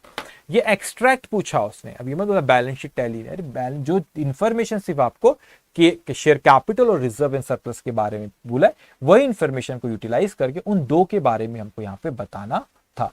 तो इस तरह का क्वेश्चन जो अभी मैंने यहाँ पे देखा आपसे डिस्कस करा, इसमें और एक पॉइंट है, लेकिन ऐसा क्वेश्चन एग्जामिनेशन में आया नहीं। क्वेश्चन अच्छा है कि उसमें हर पॉइंट कवर करा, बेसिक कि नंबर ऑफ बोनस शेयर्स कितने इश्यू कर सकते हो, उसकी एंट्री बताओ, बैलेंस शीट कैसी दिखेंगे वो बताओ, क्या मैं जनरल रिजर्व ही यूटिलाइज कर सकता हूँ, फ्री रिजर्व ही यूटिलाइज कर सकता हूँ। इस तरीके से जो बेसिक पॉइंट आपके उसने यहाँ पे कवर करा है। हो सकता है कि कोई अटेम्प्ट में ये क्वेश्चन 5 नंबर या 6 नंबर का आ जाए। अब उसने एक और चीज इसी क्वेश्चन में हमसे पूछा है, वो पूछता है Is it possible for the company to issue partly paid up bonus shares? नहीं, सेक्शन 63 के हिसाब से पॉसिबल नहीं है, आपको fully paid up bonus shares ही आप इश्यू कर सकते हो। सो आप यहां पे देखोगे as per section 63 of the companies act 2013 only fully paid up bonus shares can be issued, therefore it is not possible for the company to issue partly paid up bonus share। तो company के लिए possible नहीं कि partly paid up bonus share दे as per section 63, that should be fully paid up. अगर partly paid up है तो वो जो बचा हुआ है अनपेड अप, उसको अनकॉल्ड अप, तो उसको बुलाओ, अनकॉल्ड अप को बुलाओ और फुल्ली पेड अप करो, उसके बाद बोनस शेयर्स आप दे सकते हैं। वो बात अलग है कि टेबल एफ में कन्वर्जन हो सकता है कि जो पार्टली पेड अप को फुल्ली पेड अप में करो, वो उसकी बात नहीं चल रही। नॉर्मल बोनस शेयर्स जो आप दे रहे हो यहाँ पे, क्या वो पॉसिबल है? क्या वो पॉसिबल है? क्या नहीं, वो बोनस शेयर्स नॉर्मल आप इशू पार्टली पेड अप को नहीं कर सकते, उसको फुल्ली पेड अप शेयर्स करना पड़ेगा और उसके बाद ही आप उसको आप मतलब फ्री में बांट रहे हो, वो फुल्ली पेड अप तो उसने पूरे पैसे तो नहीं दिए, उसको फ्री में बांटेंगे क्या? पहले अच्छा शेयर होल्डर्स तो बन जाओ पूरे पैसे देके, उसके बाद फिर उसको बोनस शेयर्स देते। ओके, ये रहा हमारा क्वेश्चन नंबर 2 जो हमने डिस्कस करे। बहुत अच्छा क्वेश्चन था, बेसिक पॉइंट है, लेकिन एग्जामिनेशन में हो सकता है कभी 4 मार्क या 5 नंबर का ऐसा क्वेश्चन आपको आ जाए, क्योंकि जो बोनस शेयर से रिलेटेड जो कंसेप्ट होता है, छोटे छोटे पॉइंट्स होते हैं, वो हर पॉइंट उसने इस क्वेश्चन में कवर करा है। अब मैं आता हूं क्वेश्चन नंबर 3 पे। कभी हो सकता है कि एग्जामिनेशन में आपको फुल फ्लेज क्वेश्चन कोई आ जाए। फुल फ्लेज क्वेश्चन मतलब आपको बोनस शेयर से रिलेटेड जनरल एंट्रीज तो उसने पूछा, but at the same time उसने आपको क्वेश्चन में ये भी पूछा कि एंट्रीज के साथ साथ बैलेंस शीट भी बनाओ। सो बैलेंस शीट किस तरीके से बनाते हो अपन डिस्कस करेंगे और देखेंगे कि कैसे, मतलब बेसिक रहता है कुछ चीजें, मतलब बैलेंस शीट आपको ऑलरेडी यहाँ पे दी हुई है, एंट्रीज हम पास करेंगे, तो जो existing balance sheet plus entries दो, वो एंट्रीज को कंसीडर करके so after issue of bonus shares balance sheet कैसी बनाई जाती है वो हम लोग यहाँ पे डिस्कस करेंगे। So question number 3, following is the extract of balance sheet of solid limited as at 31 March 2021। Authorise capital उसने हमको यहाँ पे दिया। ऑथोराइज कैपिटल कितना है यहाँ पे? ऑथोराइज कैपिटल आपका जो प्रेफरेंस का है 10,012% preference share of rupees 10 each, that's 1 lakh rupees. 1 lakh equity share of rupees 10 each, 10 lakh. तो टोटल आपका ऑथोराइज कैपिटल कितना हो गया? ये ऑथोराइज कैपिटल है 11 लाख रुपए। फिर उसने इश्यूड एंड सब्सक्राइब कैपिटल के बारे में कहा 8,012% preference share of rupees 10 each, fully paid, वो होता है आपका 8,000 multiply by 10, 80,000। 90,000 equity share of rupees 10 each, rupees 8 paid up. अब देखो ये equity share fully paid up नहीं है, 10 में से 8 ही है पेड अप है, तो मेरे को अगर यहाँ पे बोनस शेयर इश्यू करना है तो पहले इसको फुल्ली पेड अप करना पड़ेगा, तो क्वेश्चन में बोलेगा ही अपने को। उसके बाद फिर यहाँ पे जनरल रिजर्व उसने अपने को रिजर्व एंड सरप्लस ने दिया। उसमें सबसे पहले यहाँ पे general reserve 1,60,000, revaluation reserve 35,000, security premium collected in cash 20,000, profit and loss account 2,05,000, secured loan 12% debenture at the rate of ₹100 each. Now on 1st of April 2021, the company has made a final call at ₹2 each on 90,000 equity share. अब क्या हुआ, 1 अप्रैल 2021 को company ने final call बुलाई। तो final call यहां पर आप देखो 10 रुपए का शेयर है, 8 ही पेड अप है, तो हमको अगर बोनस शेयर्स देना है तो पहले 2 रुपए बुलाना पड़ेगा। तो शेयर फाइनल कॉल हमने बुलाए है, यहाँ पे पैसा उस पर बुलाए। तो एक एक करके आगे बढ़ते, तो पहले इसकी एंट्री पास करते, फिर मैं आगे आपसे फिर मैं इसको रीड करता हूं। तो मैंने पहले शेयर फाइनल कॉल ड्यू की एंट्री पास करी जो कि 1 अप्रैल को। Equity share final call account debit equity share capital. ये अमाउंट किस तरीके से आया आपका, ये अमाउंट किस तरीके से यहां पर आया कि यहां पे आपका 90,000 शेयर है जो मार्केट में इश्यू करे और फाइनल कॉल 2 रुपए, तो 90,000 मल्टीप्लाई बाय 2 दैट्स 1,80,000। तो equity share final call account debited to equity share final call account debit to equity share capital account 1,80,000। अब उसके बाद पैसा क्या 1 अप्रैल को आया क्या, नहीं। क्वेश्चन आगे जब हम पढ़ते तो हमसे वो कहता है the call money was received on 20th of April 2021। तो ये जो फाइनल कॉल जो ड्यू हुआ था 1 अप्रैल 2021 को, उसका पैसा हमको कब आया 20 अप्रैल को।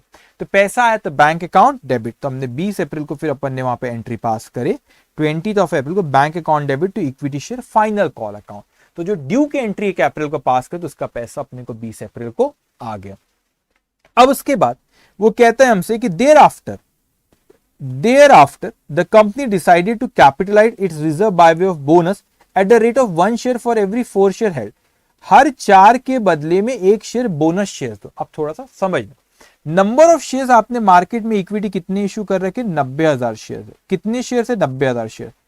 और वो कहता है कि 4 के बदले में 1 शेयर, 4 के बदले में 1 शेयर, तो कितना होता है 90,000 डिवाइड बाय 4, ये होता है आपका 22,500 शेयर।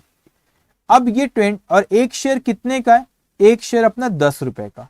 तो इसको मल्टीप्लाई बाय 10 करूं तो मेरे को बोनस शेयर्स के लिए जो रिजर्व की जरूरत है वो है 2,25,000 की।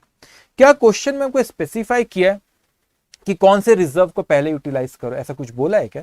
तो आगे पढ़े तो वहां कहते हैं कि show necessary entries in the books of the company and prepare the extract of the balance sheet immediately after bonus issue, assuming that the company has passed necessary resolution at its general body meeting for increasing the authorized capital।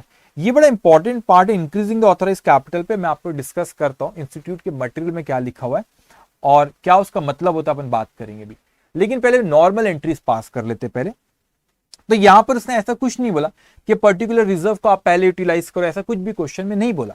तो यहाँ पे सबसे पहले हम लोग ने क्या करना चाहिए, यहाँ पे सीआरआर है नहीं, तो सिक्योरिटी प्रीमियम आपका 20,000। मेरे को कितने की जरूरत है, मुझे जरूरत है 2,25,000 की। मुझे कितने की जरूरत है, 2,25,000 की जरूरत है रिजर्व की। तो मैंने कहा सिक्योरिटी प्रीमियम 20,000 है। अब रिवैल्यूएशन रिजर्व तो कर नहीं सकता, उसके बाद फिर जनरल रिजर्व करो या पीएनएल करो, ऑल आर फ्री रिजर्व हो। तो उसके बाद यहाँ पे इन्होंने क्या करे, देखो सिक्योरिटी प्रीमियम को उसने पहले यूटिलाइज करा 20,000। अपने को कितने की जरूरत है, अपने को 2,25,000 की। तो सिक्योरिटी प्रीमियम को पहले करा, जनरल रिजर्व में 1,60,000 ही है, तो सिक्योरिटी प्रीमियम का 20,000 कर लिया और उसमें 20,000 ही है। सीआरआर क्वेश्चन में ही नहीं रहता तो उसको अपन सबसे पहले यूटिलाइज करते। तो यहाँ पे सिक्योरिटी प्रीमियम को अपन ने 20,000 रुपए से क्या किए, डेबिट। उसका क्रेडिट बैलेंस होता है, उसका आप यूटिलाइज करे तो आपने उसको क्या करे, डेबिट करे। अब उसके बाद जनरल रिजर्व में 1,60,000, तो 1,60,000 लिया और फिर प्रॉफिट एंड लॉस बचा हुआ उसने पीएनएल में, मतलब आपको ये क्या, ये बैलेंसिंग फिगर मतलब 2,25,000 की जरूरत थी, 20,000 सिक्योरिटी प्रीमियम से कर लिए और 1,60,000 आपने जनरल रिजर्व से। तो 2,25,000 माइनस 20,000 और फिर माइनस 1,60,000, तो बचा हुआ 45,000 जो आपको कम जा रहा था वो आपने प्रॉफिट एंड लॉस अकाउंट से किए। तो क्या इसका कोई और कॉम्बिनेशन हो सकता था? बिल्कुल हो सकता था। आप ये फ्री रिजर्व को 1,60 को ना यूज करते हुए 2,25 की जरूरत थी, सिक्योरिटी प्रीमियम 20 और ये यहाँ पे जो आपको दिख रहा है ना पीएनएल अकाउंट का 2,05,000, इसको भी आप यूटिलाइज कर सकते हो। 2,25 ऐसा भी हो सकता था, वो कॉम्बिनेशन चलता है। मगर इस क्वेश्चन में 20 यहां से लिया, 1,60 यहां से, बचा हुआ 45,000 इसने प्रॉफिट एंड लॉस अकाउंट से लिया। उसके बाद ये चीज, अब उसके बाद हमने इसको फुल्ली पेड, या आपने फुल्ली पेड अप पहले करे, फिर उसको आपने बोनस शेयर्स की जो रिजर्व को यूटिलाइज करे और आपने यहाँ पे क्रेडिट करे बोनस टू शेयर होल्डर। हमने लाइबिलिटी क्रिएट कर दी कि हमको शेयर होल्डर को कुछ देना, वो बोनस है। अब वो लाइबिलिटी डिस्चार्ज करेंगे तो decrease in liability debit, so bonus to share holder account debit, bonus to share holder account debit. क्या दे रहे उसके बदले हम, shares to equity share capital account. So bonus to share holder account debit to equity share capital, that's 2,25,000। तो यहाँ पे इस तरीके से इसकी एंट्रीज पास होंगी। मगर इस क्वेश्चन में उसने हमसे क्या पूछा है, बैलेंस शीट भी उसने अपने पूछा है, बैलेंस शीट भी पूछा है उसने। ओके, एक्सट्रैक्ट पूछा है सिर्फ, चलिए ठीक है, एक्सट्रैक्ट ही पूछा है सिर्फ। तो यहाँ पे ध्यान से उसने and prepare the extract of the balance sheet. Extract मतलब वो इन चीजों के बारे में बात कर रहा है आपसे, जो यहाँ पर क्वेश्चन में भी पूरी बैलेंस शीट नहीं दी हुई है आपको, ठीक है। अब यहाँ पे क्या कह रहा है आपसे किस किस चीजों में फर्क पड़ा आपका, तो प्रेफरेंस शेयर्स तो वैसा ही है। अब ये जो 90,000 ये इक्विटी शेयर्स है, मैं ऑथोराइज में आऊंगा, 2 मिनट पेशेंस रखना, ऑथोराइज की मैं डिस्कस करता हूं, लेकिन पहले आप ये बात करेंगे। 90,000 जो है, मैंने आपको बैलेंस शीट बनाने का एक तरीका बताता हूं, मतलब बैलेंस शीट फिर कोई भी चैप्टर में, जब आप कंपनीज अकाउंट ग्रुप 2 में एडवांस अकाउंटिंग में तो बहुत बार होता है, और कंपनी फाइनेंस अब जैसे अमलगमेशन, इंटरनल रिकंस्ट्रक्शन, वहां तो बहुत बार होता है।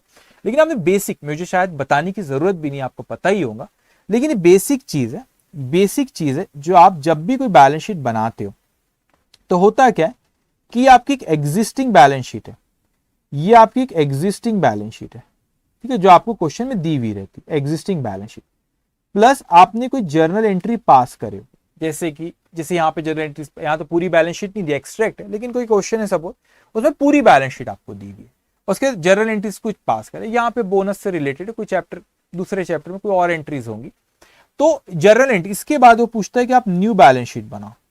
तो जब आप न्यू बैलेंस शीट बनाते तो कुछ बेसिक चीजें याद रखना आपने, कि यहां पे एग्जिस्टिंग बैलेंस शीट में क्या होगा, एग्जिस्टिंग बैलेंस शीट में आपकी, एक मिनट मुझे इसको मैं हटा दूं, फिर मैं आपसे एक्सप्लेन करता हूं इसको। आपको पूछा है न्यू बैलेंस शीट बनाओ, तो ये एग्जिस्टिंग बैलेंस शीट जो आपको दी हुई रहती है क्वेश्चन, उसमें क्या होगा, उसमें बैलेंस शीट में लाइबिलिटी साइड होगा, जिसके कौन से बैलेंस होते, क्रेडिट बैलेंस होते, इसके क्रेडिट बैलेंस होते, और आपको एसेट साइड उस बैलेंस शीट में होगा, जिसके एसेट के कौन से बैलेंस होते, डेबिट बैलेंस होते। और इन जनरल एंट्री में, अगर आपने जनरल एंट्री में, अब ये आपने किसकी बात करें, ये बैलेंसेस जो बैलेंस शीट में, ये जनरल एंट्री में अगर आपने उसको क्रेडिट करो, अगर आपने उसको क्रेडिट करो, अगर आपने उसको क्रेडिट करो तो उसको ऐड कर दो। क्यों, क्रेडिट और क्रेडिट ऐड होता है। अगर आपने वो आइटम को डेबिट करे तो उसको लेस कर देंगे। क्यों, क्योंकि क्रेडिट और डेबिट लेस होता है, क्रेडिट एक अलग, डेबिट तो less, it's like a basic maths. तो यहाँ पे ये क्रेडिट क्रेडिट प्लस होता है, क्रेडिट डेबिट माइनस होता है, और जो भी फिगर आती है वो आप न्यू बैलेंस शीट में उसको लिख देते हो।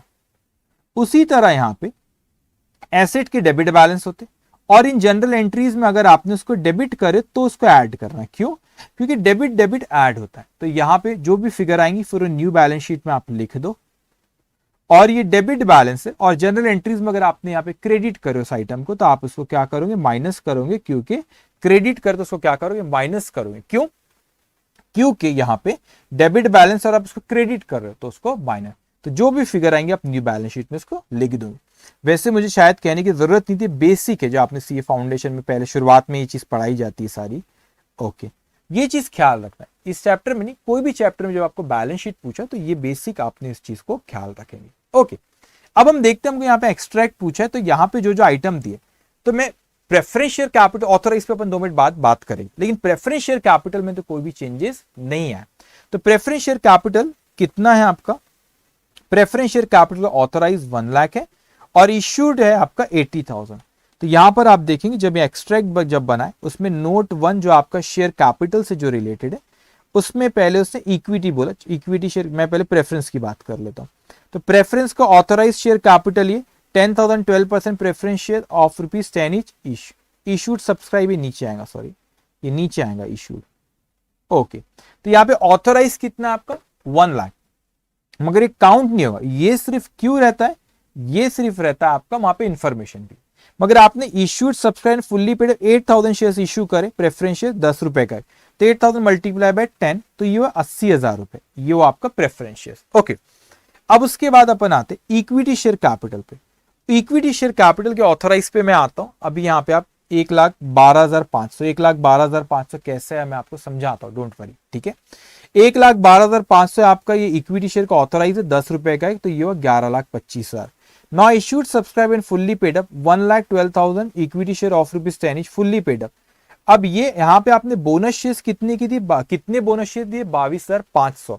तो हमेशा जो भी बोनस शेयर्स हो या कोई और चीज, फॉर एग्जांपल आपने शेयर्स के बदले में आपने कोई फिक्स एसेट दी, तो other than cash consideration fix asset लिए शेयर्स के बदले में, तो जब भी अदर देन कैश कंसीडरेशन अगर कुछ होता, that should be mention as per schedule 3, कि आपने बताओ तो यहाँ पे आपका भलाई आपका ये इशू, ये कैसे 1,12,500 है मैं इस पर डिस्कस करूंगा, डोंट वरी।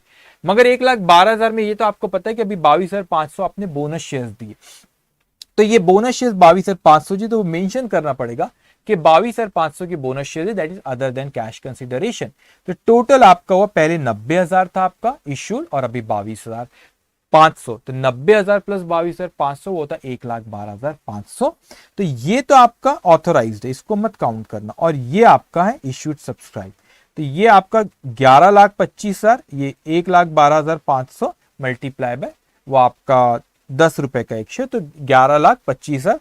और ये आपका इक्विटी, ये आपका प्रेफरेंस का, तो ये दोनों की टोटल ये आई है 12,05,000। करो एक बार, 11,25,000 प्लस 80,000, ये आया आपका 12,05,000 रुपए, ये टोटल आपका। अब ध्यान से मेरी बात सुनेंगे, ये आपने 12,05,000 रुपए ये यहां पर लिख दिए। अब मैं पहले ये रिजर्व एंड सरप्लस इस सब में अपन जाते 2 मिनट में, लेकिन एक बड़ा इंपॉर्टेंट बात रिलेटेड टू ऑथराइज कैपिटल मुझे आपसे डिस्कस करना है। अब मैं कहता हूं कि किस ऑथराइज कैपिटल, कभी इंस्टीट्यूट के आप सजेस्टेड आरटीपी एमटीपी में कोई अलग देखोगे, कभी कुछ अलग देखोगे, तो 2 अलग अलग तरीके से आप वहां पर दिखेगा। अब मैं आपको समझाता हूं क्या कह रहा है, both are correct, both are correct. अभी अगर इस पॉइंट को आप समझ लो, और इंस्टीट्यूट भी मानती कि दोनों सही, उन्होंने अपने मटेरियल में बात लिखी है, मटेरियल में बात लिखी है, वो मैं आपसे कर रहा हूं, ध्यान से सुनेंगे। अगर मैं इक्विटी की बात करूं, इक्विटी का ऑथोराइज कैपिटल, हमारा क्वेश्चन में जो हमको ऑथोराइज कैपिटल दिया, इक्विटी का ऑथोराइज कैपिटल क्वेश्चन में हमें कितना दिया, इक्विटी का ऑथोराइज कैपिटल यहां पे दिया है हम लोगों को। इस क्वेश्चन में इक्विटी का ऑथोराइज कैपिटल ये देखेंगे 1,00,000 शेयर थे, कितने थे 1,00,000 शेयर, लेकिन आपने इश्यू कितने करके रखे थे 90,000 रुपए। इस पॉइंट को अच्छे से समझेंगे, तो मैं कहता हूं कि 1,00,000 में यहां लिखता हूं 1,00,000 शेयर मेरे इश्यू करके, पहला फर्स्ट चीज, बोथ आर करेक्ट, दोनों तरीके बता रहा हूं कि 1,00,000 शेयर हमारे ऑथोराइज्ड है, ठीक है। बोनस शेयर्स कितने दे रहे, बोनस शेयर्स दे रहे हम लोग 22,000, बोनस शेयर्स अभी कितने दे रहे 22,500। तो एक हो सकता है कि इसमें मैं 22,500 ऑथोराइज, पहले का 1,00,000 है वो, मैंने बोला और 22,500 बोनस दिए तो ऑथोराइज में ऐड कर दो। तो ये ऑथोराइज की फिगर, आपने ऑथोराइज कैपिटल, एक आपने ऑथोराइज कैपिटल, ऑथोराइज, ये ऑथोराइज एक है कि 1,00,000 पहले से था, 22,500 के मैंने बोनस दिया, तो ऑथोराइज को मैं यहां पे लिख दूं 1,22,500 यहां पे ऑथोराइज को लिख दूं, 1,22,500 में ऑथोराइज को लिख दूं। तो क्या ये सही है, ये सही है, ये भी चलता है। एक और ऑल्टरनेटिवली इंस्टीट्यूट दोनों करेक्ट मानती है कि आपका भलाई अभी कितना, 1,00,000 ऑथोराइज कैपिटल है, 1,00,000 ऑथोराइज एग्जिस्टिंग है, लेकिन आपका इश्यूड तो 90 ही है ना, इश्यू कितना है आपका, इश्यूड तो 90 ही है बेटा। तो आपको इश्यूड 90 है, तो अगर मैं 90,000 प्लस 22,500 करूं तो 1,12,500 ही होता है। तो वो कहते हैं कि यहां पर जो आपका, ये जो आपका 1,00,000 जो आ रहा है आपका, 1,00,000 जो आ रहा है आपका, इसमें मैंने यहां पे सिर्फ 12,500 से और ऐड करो। कैसे 12,500, देखो 90,000 है इश्यूड करे, प्लस बोनस शेयर 22,500, तो ये कितना हो गया 1,12,500 माइनस एग्जिस्टिंग 1,00,000, अभी ऑलरेडी एग्जिस्टिंग कितना आपका 1,00,000 है। तो टोटल देखो 90,000 पहले से है इश्यूड, अभी 22,500 किया तो 1,12,500 हो गया, और बोलता 1,00,000 ऑथोराइज ऑलरेडी है, तो 12,500 से ही बढ़ा और इसको कर दो आप 1,12,500। इन अदर वर्ड्स, जो आपने ऑलरेडी इश्यू करे 90,000, उसमें बोनस शेयर 22,500 आप ऐड कर दो, 22,500 आप ऐड कर दोगे तो वो आपका, एक सेकेंड, हाँ 22,500 ऐड करो तो वो टोटल आ जाता है आपका 1,12,500। तो सर हमने कैसे लिखना, जो टोटल ऑथोराइज कैपिटल है उसमें 22,500 ऐड करूं, जो इश्यूड है उसमें करूं। तो इंस्टीट्यूट कहती कि दोनों सही है, दोनों सही है, बल्कि इनफैक्ट पहले नहीं बोलती थी, मगर कोई सजेस्टेड में कुछ, मटेरियल में कुछ, आरटीपी में कुछ ऐसा कर दो, बच्चे कंफ्यूज हो जाते थे यार, वहां पे तो ऑथोराइज उन्होंने टोटल ऑथोराइज में बोनस को ऐड करके कर दिए, यहाँ पे इश्यूड में उन्होंने बोनस को ऐड करे, तो कौन सा ले, बोथ आर करेक्ट। इनफैक्ट ये सोल्यूशन में भी यहाँ पे मैंने जो ये आपको लिखा हुआ, ये इंस्टीट्यूट नहीं, ये इंस्टीट्यूट का ही है, ये जो नोट है इंस्टीट्यूट के मटेरियल में ऐसा नोट लिखा हुआ है। It has been ensured that the authorised capital after bonus issue should not be less than the issued capital including bonus in all the practical problem. The authorized capital may be either may either be increased by the amount of bonus issue or the value of additional share value of bonus share issued less unissued authorized capital, that is excess of authorized capital in comparison to the issue shares before issue share before bonus issue. तो अब वो तो sentence से confuse मत हो ना, उसका कहने का मतलब ये है, वो आपसे जो इंस्टीट्यूट कहना चाह रही है कि वो कहती है कि दोनों चलता है, हमको दोनों चलता है। मतलब वो कहती है कि जो आपका ऑथोराइज कैपिटल ये 1 लाख है और जो आपका 22,500 है इसको बस ऐड कर दो तो वो 1,22,500 भी चलता है। यह जो 1 लाख है, फिर इसमें देखो कि भाई हम लोगों को तो 90,000 इशूड है और अपने को 90,000 इशूड है, 22,500 बोनस दे रहे, तो 1,12,500 होता है, तो ऑलरेडी 1 लाख है, तो 12,500 से बढ़ा लो तो 1,12,500 हो जाता है, तो इसलिए 12,500 से बढ़ा है तो 1,12,500 हो गया। Both are correct. जो सेंटेंस मैंने रीड करा ना अभी नेक्स्ट 2 मिनट पहले, ये वाला, ये इंस्टीट्यूट के मटेरियल में भी ऐसा दिया हुआ है, तो दोनों सही है, वो कहते हैं दोनों चलता है। तो कभी आपने कोई सजेस्टेड में या आरटीपी में कभी कोई, जैसे इसी क्वेश्चन की अगर मैं बात करूं कि कभी आपने 1,22,500 ऑथोराइज देख लिए तो ये बोलना रे रे रे रे ये तो गलत हो गया, 1,12,500 नहीं, वो भी चलता है और ये भी चलता है, बोथ आर करेक्ट। ओके, अब अपन आते कि हमने पहले शेयर कैपिटल की बात करें, नोट 1 रिजर्व एंड सरप्लस की बात करते। तो रिजर्व एंड सरप्लस क्वेश्चन में हम लोगों को रिजर्व एंड सरप्लस कौन कौन से दिया है? General reserve, revaluation reserve, security premium that is collected in cash और प्रॉफिट एंड लॉस अकाउंट। तो जनरल रिजर्व हमने कौन कौन से यूटिलाइज करे? हमने इस क्वेश्चन में सिक्योरिटी प्रीमियम पूरा यूटिलाइज करे, जनरल रिजर्व भी पूरा यूटिलाइज करे और प्रॉफिट एंड लॉस अकाउंट को सिर्फ हमने कितना करे? 45,000। ये मुझे याद है, एंट्री पास किए थे ना। तो यहां पर अब नोट्स टू अकाउंट में आप देखेंगे कि रिजर्व एंड सरप्लस में रिवैल्यूएशन रिजर्व तो एज इट इज है आपका, दैट इज 35,000, उसको तो आप यूटिलाइज कर भी नहीं सकते रिवैल्यूएशन को, तो ये 35,000। उसके बाद सिक्योरिटी प्रीमियम जो 20,000 था उसको आपने यूटिलाइज कर ली, तो इसलिए आउटर कॉलम पे 0। जनरल रिजर्व 1,60,000 था, उसको भी आपने यूटिलाइज कर ली, तो आउटर कॉलम पे 0। पीएनएल का बैलेंस 2,05,000 था और आपने यूटिलाइज उसको करे 45, तो आउटर कॉलम में 1,60,000, तो 1,60,000 आउटर कॉलम पे ये। तो टोटल रिजर्व एंड सरप्लस अगर आप यहां पे करते हो तो वो आता है 35 प्लस 1,60,000 दैट्स कम 1,95,000। तो यहां पे आ गया 1,95,000। उसके बाद आता है लॉन्ग टर्म बोरोविंग। यहाँ पे लॉन्ग टर्म बोरोविंग क्वेश्चन में आपको दिया हुआ है लॉन्ग टर्म बोरोविंग डिबेंचर। तो long term borrowing secure 12% debenture 5 lakh question में दिया एज इट इज, उसमें कुछ भी नहीं हुआ है, तो ये 5 लाख रुपीज। तो ये टोटल, तो आप बोलेंगे सर बैलेंस शीट टेल, अरे एक्सट्रैक्ट है, जो जो इन्फॉर्मेशन दी बस उसके बेसिस पे अपने को यहाँ पे लिखना है। तो इस तरह का क्वेश्चन 6 या 8 नंबर का आपको आ सकता है। तो ये जो हमने सारा डिस्कशन किया वो किससे रिलेटेड करे? Related to bonus share. लेकिन इस चैप्टर का नाम है आप लोगों का, इस चैप्टर का नाम है बोनस एंड राइट इशू। इस चैप्टर का नाम है बोनस एंड राइट इशू। तो वैसे तो देखा जाए राइट इशू में भी 2 पार्टी इंवॉल्व होती है, एक वो हर ट्रांजेक्शन की तरह, एक वो कंपनी जो राइट इशू कर रही और एक जो जिसको शेयर्स दिए ऑफर करे जा रहे। तो जिसको ऑफर करे जा रहे उसके पॉइंट ऑफ व्यू से अकाउंटिंग चैप्टर में नहीं करना है, वो हम इन्वेस्टमेंट चैप्टर पढ़ेंगे। वहीं पे जो इन्वेस्टर है, जो शेयर होल्डर है, जिसको राइट इशू ऑफर करेंगे उसकी बुक्स में क्या अकाउंटिंग ट्रीटमेंट होता है वो भी इन्वेस्टमेंट चैप्टर में कवर होता है। लेकिन जो कंपनी शेयर्स यहाँ पे इश्यू कर रही है तो उसकी बुक्स में कोई खास एंट्री है? कंपनी जो शेयर्स इश्यू कर रही है, first of all what do you mean bye right issue? तो राइट इशू आता है कि जो एग्जिस्टिंग शेयर होल्डर को हम लोग शेयर्स ऑफर करते, company first offer to its existing share holder at lower price than market price. Market price से कम कीमत पे हम एग्जिस्टिंग शेयर होल्डर्स को ऑफर कर रहे। क्या कर रहे? मार्केट प्राइस से कम कीमत पे हम एग्जिस्टिंग शेयर होल्डर्स को ऑफर कर रहे हैं। क्यों? क्योंकि हमने बोले कहां इतना हेडेक, मार्केट में शेयर्स इशू ऑफ एडवर्टीजमेंट करो, उसमें और कॉस्टिंग बढ़ती, तो हमने बोले थोड़ी कम कीमत में इस शेयर्स को अट्रैक्टिव बनाते और जो एग्जिस्टिंग शेयर होल्डर है उनको पहले ऑफर करते, उन्होंने नहीं खरीदे तो बाहर बेचेंगे मार्केट में। This is right issue. तो यहाँ पे एग्जिस्टिंग शेयर, अब यहाँ पे accounting from companies point of view same as for issue of share. तो कंपनी जो राइट इशू ऑफर करे उसकी बुक्स में अकाउंटिंग कोई बहुत रॉकेट साइंस नहीं, बड़ा सिंपल है, नॉर्मल वही एंट्री जो इशू ऑफ शेयर्स की होती है।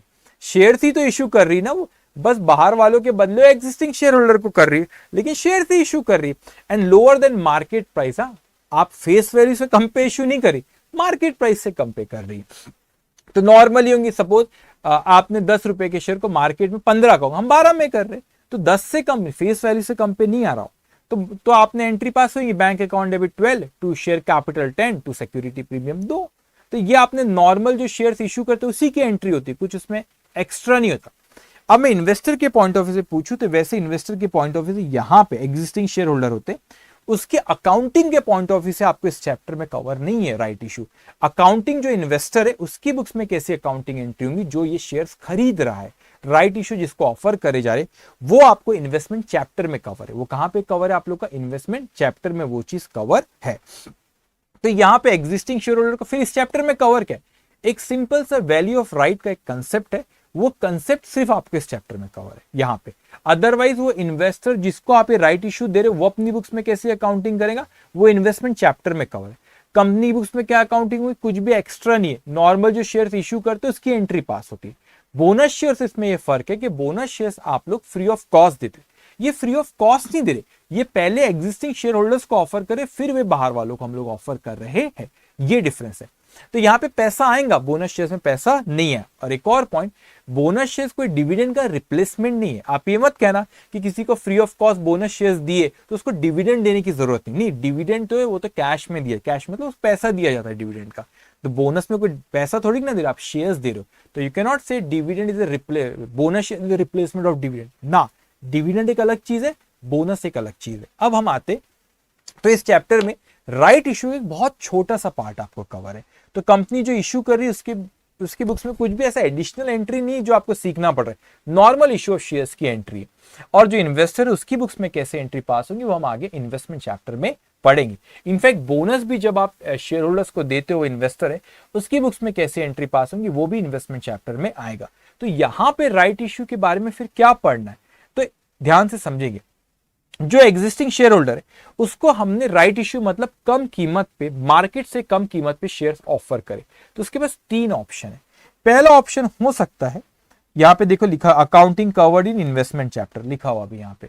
अब उसके पास पहला ऑप्शन, इसको हमने ऑफर करे, तो पहला ऑप्शन है कि वो शेयर्स को सब्सक्राइब कर ले। शेयर्स को सब्सक्राइब कर ले मतलब वो शेयर्स को वो खरीद ले, सब्सक्राइब मतलब पहला कि खरीद ले। तो एंट्री इन्वेस्टमेंट चैप्टर में पढ़ेंगे, मगर सिंपल है, investment account debited to bank account, उसने शेयर्स खरीद लिया। दूसरा ऑप्शन है लैप्स हो गया या उसने रिजेक्ट कर दिया। लैप्स का मतलब एक रीजनेबल टाइम देते, 15 दिन कुछ दिए उसको कि आप बताओ शेयर्स खरीदना चाह रहे हो कि हम आपको ऑफर कर रहे कम कीमत पे, तो 15 दिन तक जवाब नहीं तो लैप्स हो गया। या उसने रिजेक्ट कर दिया, उसने साफ साफ बोल दिया कि नहीं लेना है मेरे को, नहीं लेना है, तो फिर उसकी बुक्स में तो कोई एंट्री नहीं पास होगी इसकी। लेकिन जो स्मार्ट इन्वेस्टर है वो या तो सब्सक्राइब करेंगे, या अगर सब्सक्राइब नहीं करता है तो वो कहेंगे कि चलो भाई मैं नहीं खरीद रहा हूं, मैं सपोज आप कंपनी आपने मुझे ऑफर करे, तो आपने मुझे ऑफर करे तो मैंने बोला कि मैं नहीं खरीदना चाहता, सब्सक्राइब नहीं कर रहा हूं, मगर मैंने कहा कि देखो मेरा एक रिलेटिव है, तो मैं ये कहता हूं कि मैं राइट्स बेच रहा हूं, सेल राइट्स, यहां पे क्या लिखा हुआ है, यहां पे राइट्स बेच रहा हूं मैं, यहां पे ध्यान से इस चीज को, राइट्स बेच रहा हूं, यहां पे मैं कोई शेयर्स नहीं बेच रहा हूं, इस चीज को समझना। आप कंपनी आपने मुझको शेयर्स ऑफर करे, तो मैं यहां पे शेयर्स नहीं बेच रहा हूं, प्लीज इस पॉइंट को समझना। मैं यहां पे शेयर्स नहीं बेच रहा हूं, मैं यहां पे क्या बेच रहा हूं, मैं राइट्स बेच रहा हूं। तो मैं आपको कह रहा हूं कि आपने मुझे कम कीमत पे ऑफर करे, ये शेयर्स मुझे ना देते हुए मेरे रिलेटिव आप उनको दे दो कम कीमत पे, तो वो भी चलता है।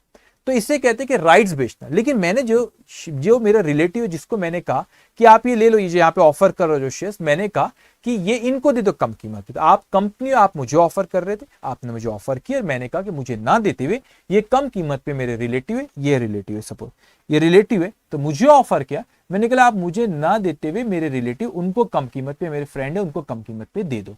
तो मैंने उनको कम कीमत पे आपको बोला दे दो, तो आप मेरे बदले उनको दे रहे हो।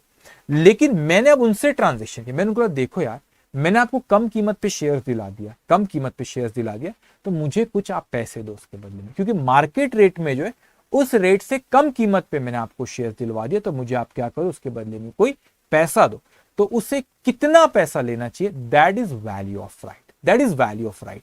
कि मैंने शेयर्स नहीं बेचा, मैं बार बार कह रहा हूं मैंने शेयर्स में अकाउंटिंग एंट्री भी नहीं, वो आप इन्वेस्टमेंट चैप्टर में पढ़ोगे, बैंक अकाउंट डेबिट करते तो पीएनएल में जाता है, कभी इन्वेस्टमेंट में एडजस्ट, तो वो एक अलग बात है, इन्वेस्टमेंट चैप्टर का डिस्कशन है। लेकिन यहां पे सिर्फ वैल्यू ऑफ राइट की बात चल रही कि मैंने उनको बोला कि भाई साहब कि मैंने आपको कम कीमत पे शेयर दिलवा के दिया, मार्केट में जो कीमत उससे कम कीमत पे दिला के दिया, तो आप मुझे कुछ पैसा दो, तो मैंने आपको राइट्स बेचा उसके लिए, तो मैंने उनसे कितना लेना चाहिए, that is value of right. Now how we calculate value of right, सिर्फ आपको इस चैप्टर में उतना ही पार्ट है कि वैल्यू ऑफ राइट कैसे कैलकुलेट करना है। अकाउंटिंग एंट्री जो इन्वेस्टर है अकाउंटिंग एंट्री जो इन्वेस्टर है वो अपनी बुक्स में कैसी एंट्री पास करेंगे इस राइट इश्यू, वो इन्वेस्टमेंट चैप्टर का पार्ट है। इस चैप्टर में सिर्फ how to calculate value of right. तो value of right is cum right value minus ex right value. What do mean by cum right value?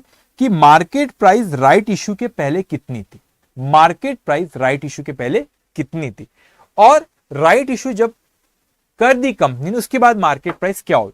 तो जनरली क्या होता है कि मार्केट प्राइस राइट इश्यू के बाद कम हो जाती है। क्यों? क्योंकि पहली बहुत डिमांड रहती। क्यों? जैसे कंपनी ने ऑफर करी, अनाउंस करी मार्केट में कि हम राइट इश्यू कर रहे हैं, तो अभी उसने अनाउंस करी से, तो क्या होता है मार्केट में हड़कंप मच जाती है, अरे कम कीमत पे कंपनी शेयर दे रही है एग्जिस्टिंग शेयर होल्डर को, तो उसकी क्या मार्केट में वैल्यू बढ़ जाती है, तो एग्जिस्टिंग शेयर होल्डर फिर उस शेयर्स को बेचते भी है, क्या डिमांड बढ़ गई मार्केट में। क्यों? क्योंकि अब उनको कम कीमत पे कंपनी ऑफर कर रही है, तो that is cum right value. तो राइट इश्यू के पहले की जो market value that is cum right value. मगर वो जब राइट इश्यू बढ़ गए तो उसके बाद उसकी वैल्यू थोड़ी कम हो जाती है। डिमांड क्यों बढ़ती? क्योंकि कंपनी कम कीमत पे ऑफर करी थी, इसलिए उसकी डिमांड बढ़ जाती है मार्केट में। तो वो value of right is cum right value minus ex right value. तो what is cum right value? Market price before right issue. What is ex right value? Market price after right issue. तो cum right value तो आपको question में directly दिया हुआ रहेगा कि इतना। वैसे एग्जाम में इस पे राइट इश्यू पे इस तरह वैल्यू ऑफ राइट क्वेश्चन आया नहीं, मगर हो सकता है आरटीपी में हमेशा देता है वो क्वेश्चन, लेकिन हो सकता है कोई अटेम्प्ट में आपके अटेम्प्ट में 4 नंबर का एक आध पूछ ले, तो अपने को पता रहना चाहिए। तो यहाँ पे cum right value market price before right issue आपको क्वेश्चन में देगा कि इतने शेयर्स इसके पास पहले से थे और मार्केट प्राइस इतनी थी, वो शेयर्स को मार्केट प्राइस से मल्टीप्लाई करके कम राइट वैल्यू आ जाएंगी। मगर यहाँ पे एक्स राइट वैल्यू जब आप कैलकुलेट करेंगे तो ये ex right value market price after right issue, तो इसका ये फॉर्मूला क्या है? Cum right value of the existing share. What is cum right value of the existing share? कि एग्जिस्टिंग नंबर ऑफ शेयर्स क्या है आपके पास, सपोज 10,000 है और मार्केट में कितनी कीमत है उसकी, कम राइट वैल्यू ए पर शेयर, उससे मल्टीप्लाई करोगे तो इस cum right value of the existing share plus आपने जो प्लस फिर right issue multiply by issue price. आपको कितने शेयर्स ऑफर करे गए राइट इश्यू और कितने में ऑफर करे गए, तो कितने शेयर्स ऑफर करे गए राइट इश्यू और कितने में करे, तो ये आप इसको टोटल करोगे, divided by total number of share से डिवाइड करो, एग्जिस्टिंग शेयर कितने थे और राइट इश्यू कितने ऑफर करे गए, तो ये आपका आ जाएगा आपका एक्स राइट वैल्यू। ये कम राइट वैल्यू में से एक्स राइट वैल्यू को माइनस करो, that is the value of right. तो वैल्यू ऑफ राइट अभी सामने फिगर्स आएंगी तो मैं और ये पॉइंट को वहां पे एक्सप्लेन करता हूं, मगर ये एग्जामिनेशन में आपको सिंपल वैल्यू ऑफ राइट हो सकता है कि कभी कैलकुलेशन आ जाए, हो सकता है कभी कैलकुलेशन आ जाए, अभी तक नहीं आया। 4 नंबर या 5 नंबर का हो सकता है कि 4 नंबर 4 मार्क्स काफी है इसके लिए, 4 मार्क्स के लिए हो सकता है कभी ये आ जाए। तो cum right value minus ex right value, cum right value question में दी भी रहेंगे आपको कि एग्जिस्टिंग शेयर इतने, मार्केट में प्राइस इतनी, तो उसको मल्टीप्लाई करो, that is cum right value. What is ex right value? Market price after the right issue. तो how we calculate cum right value की आज की वैल्यू कितनी है और आपको जो ऑफर करा गया जो एग्जिस्टिंग शेयर होल्डर है, तो एडिशनल शेयर्स आपको जो ऑफर करे गए राइट इश्यू में, उसकी क्या कीमत, कितने शेयर्स ऑफर गए, कितने कीमत पे ऑफर करे गए, तो टोटल हो गया, उसके divided by total number of shares करो तो आपकी एक्स राइट वैल्यू हो जाएंगी। And come right value minus ex right value will be the value of right. इतना अमाउंट मैंने, जिसको मैं राइट्स बेच रहा हूं, नॉट शेयर्स, राइट्स बेच रहा हूं, उससे मैंने इतना पैसा लेना चाहिए। ओके, तो इस पे हम कुछ क्वेश्चंस देखते तो ये पॉइंट वहां पे और अच्छे से क्लियर होगा। ओके, यहां पे अब हम क्वेश्चन नंबर 3 तक देखे, तब राइट इश्यू पे हम लोग यहां पे देख रहे। वो कहता है हमसे a company offers new right shares of ₹100 each at 20% premium to existing share holder on 1 share for every 4 share. हर 4 शेयर के बदले में, हर 4 शेयर के बदले में कितने शेयर्स राइट इश्यू ऑफर कर रहे? 1। और कितने रुपए में करे? 100 रुपए का है, 120 में करोगे तो महंगा करे, अरे मार्केट में और महंगा होगा, अपने को उससे कम में ही करेंगे, तो प्रीमियम 20 रुपए 20%। यहां पे कहता है कि the come right market price of the share is ₹40, तो यहाँ पे 140 रुपीज 140 है, तो 140 cum right value per share. You are required to calculate ex right value of the share. तो how we calculate ex right value of the share? ये formula उसका, ex right value of shares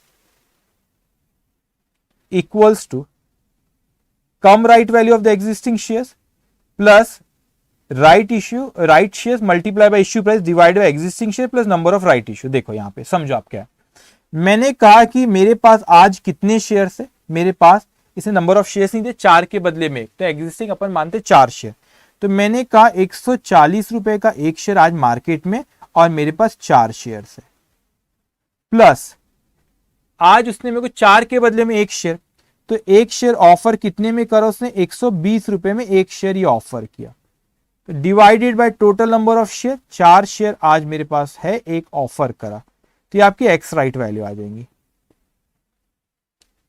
x right value.